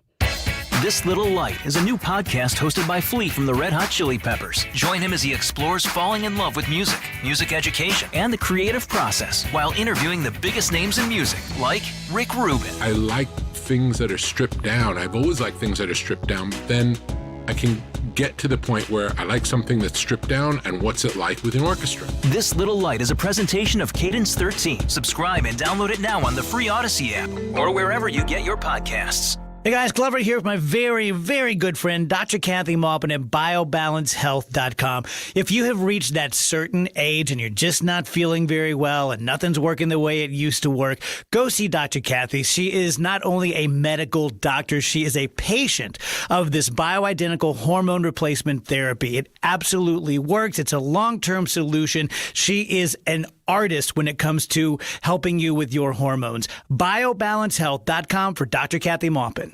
Your company's security and privacy may be on the line every time you send an email. Mark Cox here from my friends at River City Internet Group and myemailservice.com. They are a locally owned and operated email provider with their own facilities, their own servers, their own data center for your security. Talk to them today. They will help you migrate your email along with your IT department to make sure you have the best deal and possibly save thousands of dollars. Go online today to myemailservice.com. Oh, Adam, you are so romantic. And I love the kitchen you found with all these great crumbs. Yeah, baby. Only the finest crumbs in the kitchen for my favorite aunt. Oh, no.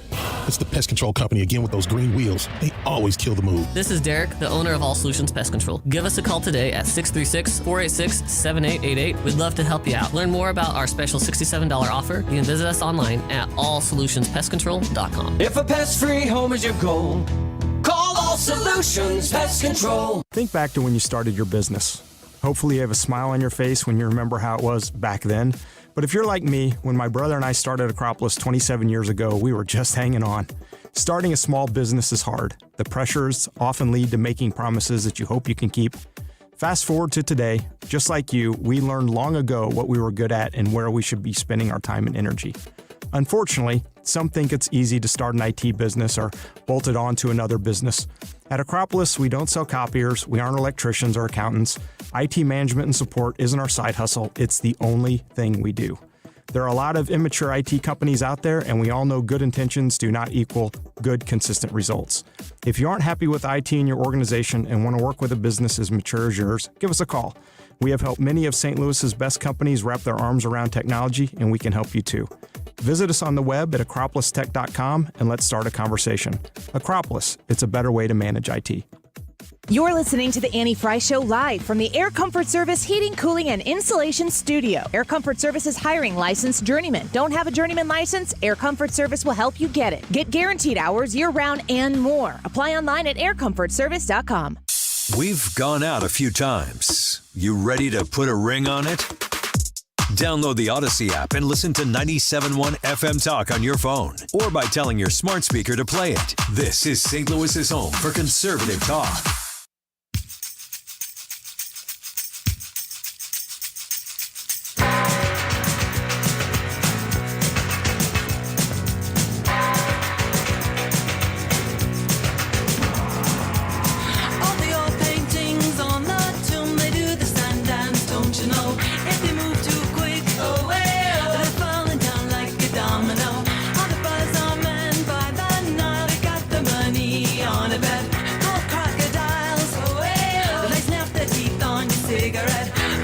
This is the Annie Frey Show. Follow Annie on Twitter at Annie Frey Show. Walk like an Egyptian. Welcome back to the Annie Frey Show. We're covering a lot of things today. We've talked about the Durham hearing earlier in the show, 12:25. If you want to rewind and listen to that, we played some clips, kind of walked you through a few things that you might have not been able to take in. Listen to Jonathan Turley reacting to the hearing. Well, you know, Durham has dealt with mobsters and murderers, but I don't think anything prepared him for this moment. He looks about as comfortable as a Benedictine monk in a strip club. I mean, he has this look of disbelief on his face as he says, look, I reported the facts. You can reach your own conclusions. But one of the most riveting moments came when Representative Cohen said, you know, you had a good reputation, and you're not going to get it back until you take back these things you said in your report. And Durham just had enough. And he said, I look to my reputation from my family and from my God. And that's okay with me. I'm satisfied with my reputation as it stands. It was an amazing moment. It reminded some of us of the sort of Joe Welsh moment in the McCarthy hearings, where Durham was finally pushing back and saying, enough. You know, I was asked to give you facts about what occurred. And some of these facts are really breathtaking. You know, that the FBI never interviewed any of these sources before they launched this investigation. They still haven't interviewed key sources that, in fact, Durham did. He relates how within 3 days of learning about this statement in this pub, they launched an investigation with Strzok, who was later fired for bias. They launched on a weekend 3 days later. That's how fast on the trigger they were. And Durham says, look, there was bias here. And there was what he's clearly laying out is that there was an abundance of bias and a paucity of evidence. So Jonathan Turley, kind of walking you through the emotional roller coaster that John Durham, I think John Durham can handle it. He's like a stone cold killer. When you see his pictures, they're all the same. Same look. Same look. Yeah. Beard, never mustache, changed the beard, never changed same anything. circular eyeglasses.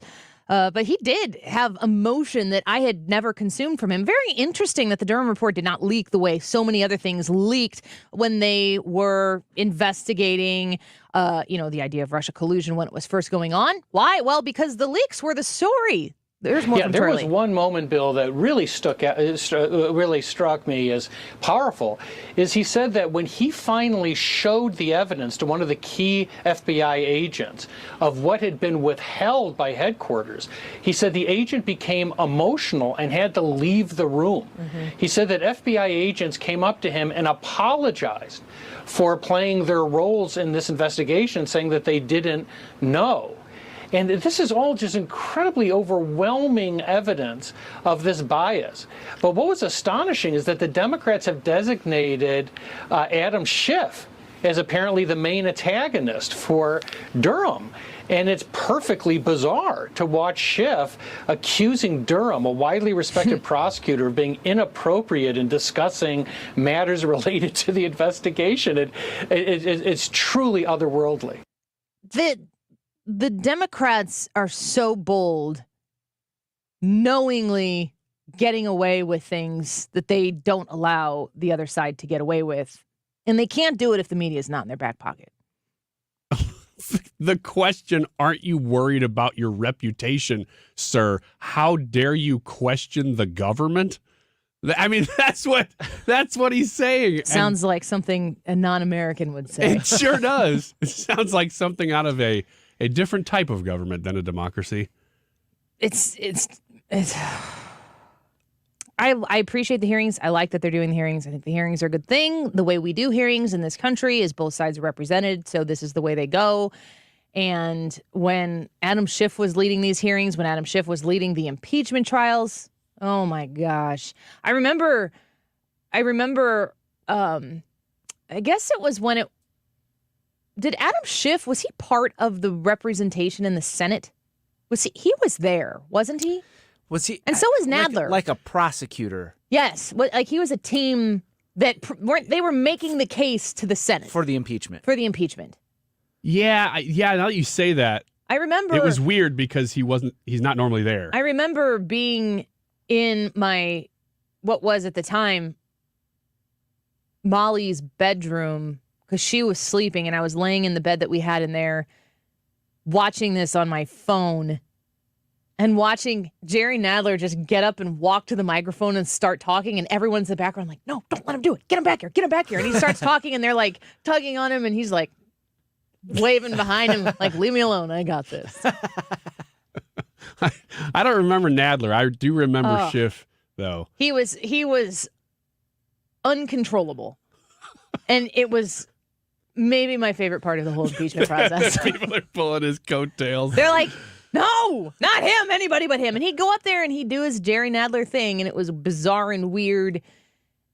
And, I mean, you could see the distress on the face of, I guess, what you would call the prosecution going, this isn't good. I mean, you talk about Kellyanne Conway saying the term alternative facts.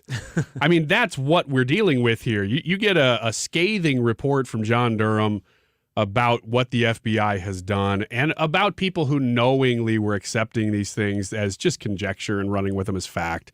That's what was going on this whole time, and so many of them knew it, and some people didn't. Some people liked the narrative and just said, well, I'm just going to go with it because I like it. But these guys, I mean, Adam Schiff, Jerry Nadler, they knew exactly what they were doing.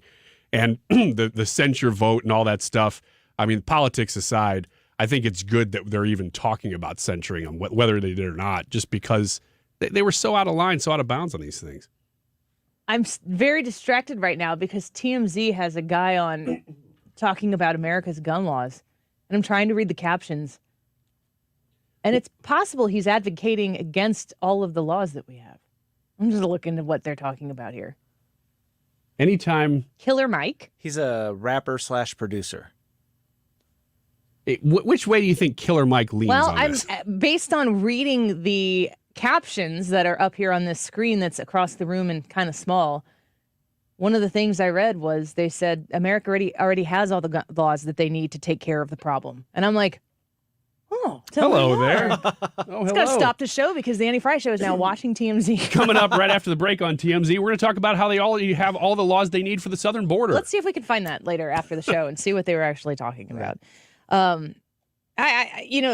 The hearings are important. This is the main role that the Republican majority has because they're not going to pass anything that the Senate's going to take up and that the president's going to sign. And so getting down to the nitty-gritty of what took place is important. Do the work, get the information, get people on the record, and push forward. I'm all about that. But at the same time, it's very difficult to stomach. And I know that the people on the left are watching Jim Jordan and they're contorting themselves into brand new positions because they can't stand the sound of his voice and the sight of his face. That's how I feel about Jerry Nadler and Adam Schiff. I just can't handle it because it's all political. It's all political. Mm-hmm. And yes, I understand that the left feels the same way about the right. You get to. That's fine. High five. We agree. It's hard to keep up with all of these hearings. I'm glad that they're doing them because you're like you said, there's not a whole lot else you can do other than when you're talking about budget fights and changing rules in the House itself. That's about what they can do. But it is kind of tough. And people will criticize, and I think it's a fair criticism, although what do you want them to do? That nothing's really going to come of a lot of these things, but the attention itself is the point. Mm. Well, I want to take a quick break here because speaking of criticisms, we're going to get Hannah in here. We're going to discuss the YouTube live chat poll, which is, are you a risk taker? But we need to get the Gen Z representative in here because the New York Post says the Gen Z is the stingiest of tippers. Oh, interesting. So we'll see if she agrees with this, especially at restaurants, they say. She might wholeheartedly agree that she's stingy on tipping. I wonder if the tipping culture has gotten so out of control that the ones who are new to tipping are like, no. They might save the whole system for the rest of us. We'll see what Hannah has to say about that when we come back. The Annie Frey Show is streaming online. Watch us live on YouTube and subscribe.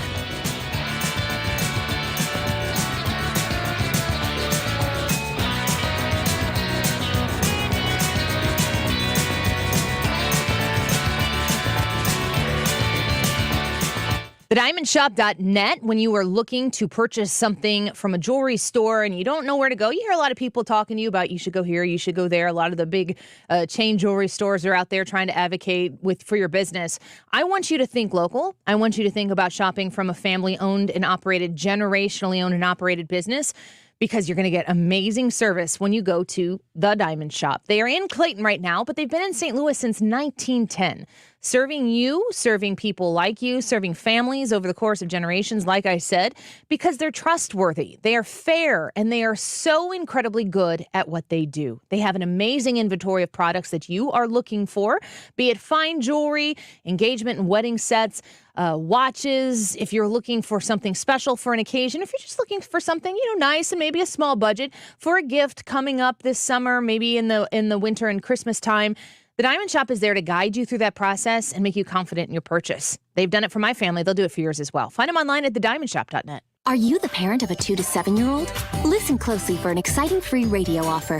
By now, you've probably heard of ABC Mouse, the Parents' Choice Award-winning online learning program that's actually changing the lives of early learners everywhere. ABC Mouse is like a little one-on-one teacher. It has helped her so much. Right now, we're offering a special radio promo to try it free for a month, but you have to go to abcmouse.com/radio to claim your free month. That's abcmouse.com/radio. Sponsored by Age of Learning. You can host the best backyard barbecue when you find a professional on Angie to make your backyard the best around. Connect with skilled professionals to get all your home projects done well. Inside to outside, repairs to renovations. Get started on the Angie app or visit Angie.com today. You can do this when you Angie that. I can't wait for what's next, even with higher stroke risk due to atrial fibrillation, an irregular heartbeat not caused by a heart valve problem. Eliquis, the Apixaban tablets, reduces stroke risk. It's the #1 cardiologist-prescribed blood thinner. Don't stop taking prescription Eliquis without talking to your doctor, as this may increase your risk of stroke. Eliquis can cause serious and in rare cases fatal bleeding. Don't take Eliquis if you have an artificial heart valve, abnormal bleeding, or have antiphospholipid syndrome. While taking, you may bruise more easily or take longer for bleeding to stop. A spinal injection while on Eliquis increases risk of blood clots, which may cause paralysis, the inability to move. Get medical help right away for unexpected bleeding or unusual bruising, or if you have tingling, numbness, or muscle weakness. It may increase your bleeding risk if you take medicines such as aspirin products, NSAIDs, SSRIs, SNRIs, and blood thinners. Tell your doctor about all planned medical or dental procedures. Learn more at Eliquis.com. or call 1-855-ELIQUIS. Mark Cox here. If you're nearing retirement or already retired, call my friends Thomas Helbig and Bob Kershaw with the Retirement Advisory Group. They'll show you how to link to the market without the risk. They're the official financial advisors of my show. Go online to retirementkey.com.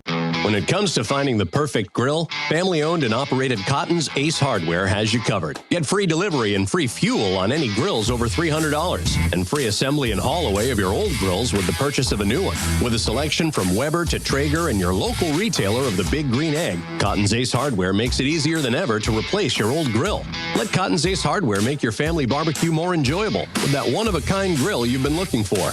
Find your nearest St. Louis area location at cottonsace.hardware.com. Do you play it safe or do you like to take risk? Let us know in the Annie Frey Show YouTube live chat poll. Let us know if you take risk or not. Please vote in that. I'm about to give the results. The time is 2:43.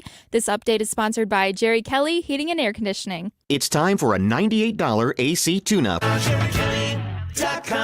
The Mark Reardon Show. There might be a little pushback from some woke lefties in Hollywood on the new diversity rules for awards films. Christian Toto from HollywoodandToto.com joins me Wednesday afternoon. Weekdays from 3 to 6. St. Louis's home for conservative talk. Yeah. I like it when the girls stop by in the summer. Do you remember? You're listening to The Annie Frey Show. Follow Annie on Instagram at The Annie Frey Show. New kids on the block had a bunch of hits. Chinese food makes me sick. And I think it's fly when girls stop by for the This is summer. LFO, right? For the summer. Yes. Probably. I like girls that wear McCombie and Fitch. I'd take them if I had one wish. Is that your adolescent voice? Since that summer. Is that your Jersey adolescent voice? Yeah. Can I be a buzzkill? Sure. I think all three of the singers from LFO are dead. No kidding. Yeah. Were they digging up dirt on Hillary Clinton? I don't think we're allowed to talk about that on the air. Okay, we won't then. I mean, we're big Hillary Clinton fans. All of us love her, as is well publicly Yes. documented. As I said earlier in the show, God save the Queen. Yep. They were young. I don't know that I don't know the details. I didn't know how to do my LFO research today. So yeah. But I think the last one Show just prep. died within the last 6 months or so. Wow. So sad. Hannah, Gen Z represent. Oh, Is here that we what go. Gen Z? What did you say to Anna earlier in the studio? Me?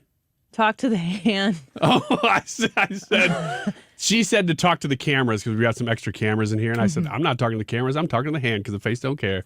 And she was like, okay. Yeah, she's like, oh, okay. Oh, cool. I said, Ryan, I don't know if she knows what you're saying. Oh, I know that one. Talk to the hand because the face don't want to hear it. Yeah. See? I said, Anna, do you know what Ryan just said? And she goes, no, not really. So I think with Hannah and Anna, you guys are the same age, aren't you? Mm-hmm. So you're 21 years old, and like just amazing coworkers to have here. Very important to the show and to the station.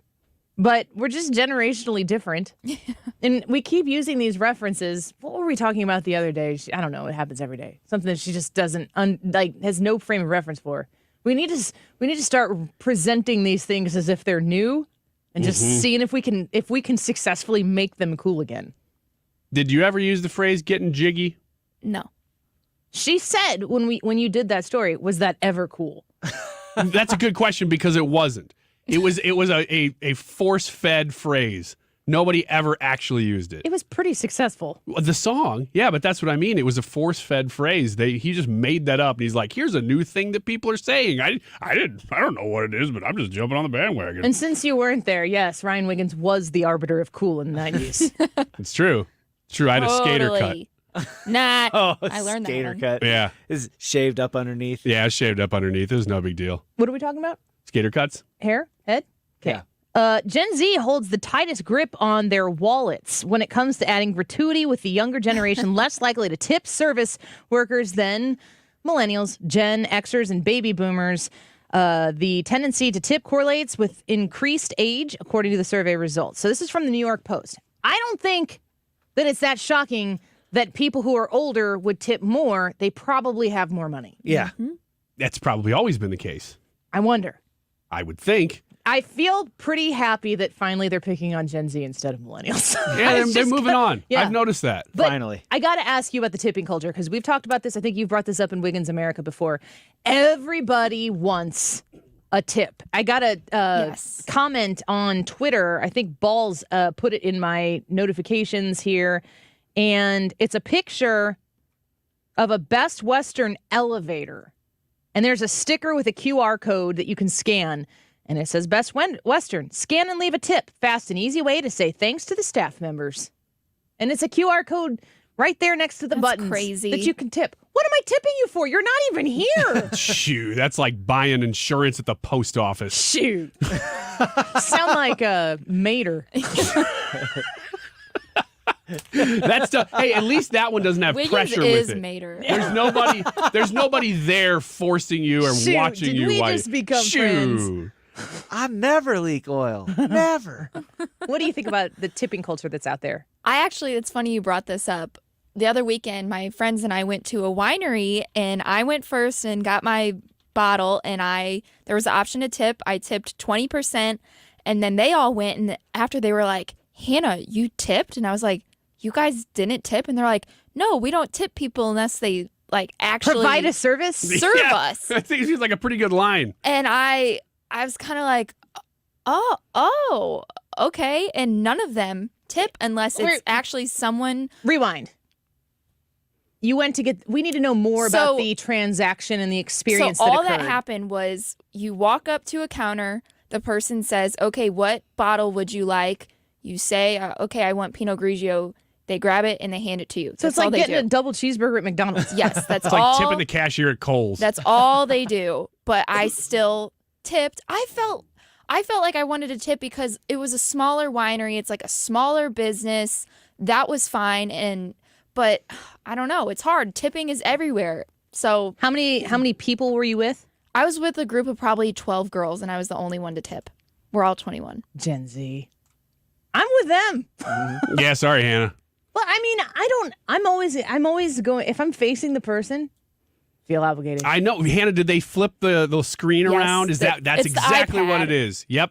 It's the iPad. They flip it around. I just had that happen at a local ice cream place. Love the place. But they have that little flip around thing. And it makes me wonder if we're in a place right now where workers are so hard to get. Is it a custom order ice cream place? Yeah. I mean, just like kind coffee. of. Yeah. Those places are just like cafes. Mm-hmm. I mean, you can order just whatever's on the menu, but I guess you can customize it. But I mean, you still have somebody who's still making customized. Like, I'm not necessarily saying that as an advocacy for or against the tipping culture there, but I feel like coffee has surpassed I think you tip when you get coffee. Mm-hmm. I think I'm annoyed every time I do it, but I do it. If I walk in to get it. If I order on the app, I don't think I do. If I'm in the drive-thru, I don't tip on coffee. It's funny that I feel like if you go in, or if I were to go in, I'd be more likely to tip if I have to get out of my car and walk in the building. See, I'd be the same way. That makes no sense.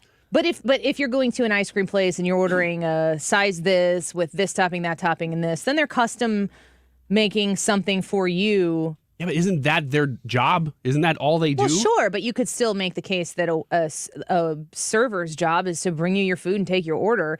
The question is how are these people getting paid? Are they getting paid servers' wages, or are they getting paid $15 an hour plus tips? Right. Because when I was a busser at PK's restaurant in Edwardsville, which no longer exists, it was wonderful. I could eat their pizza right now. when I was getting paid there as a busser, I was making, I think, $3.10 an hour, and I had to split tips with the other bussers that were tipped out 10% of the servers. I don't think that I reached minimum wage, which was like $4.75 or something at the time. When I worked in ice cream, big ice cream. Big ice cream. Oh, this is big ice cream. It was awesome.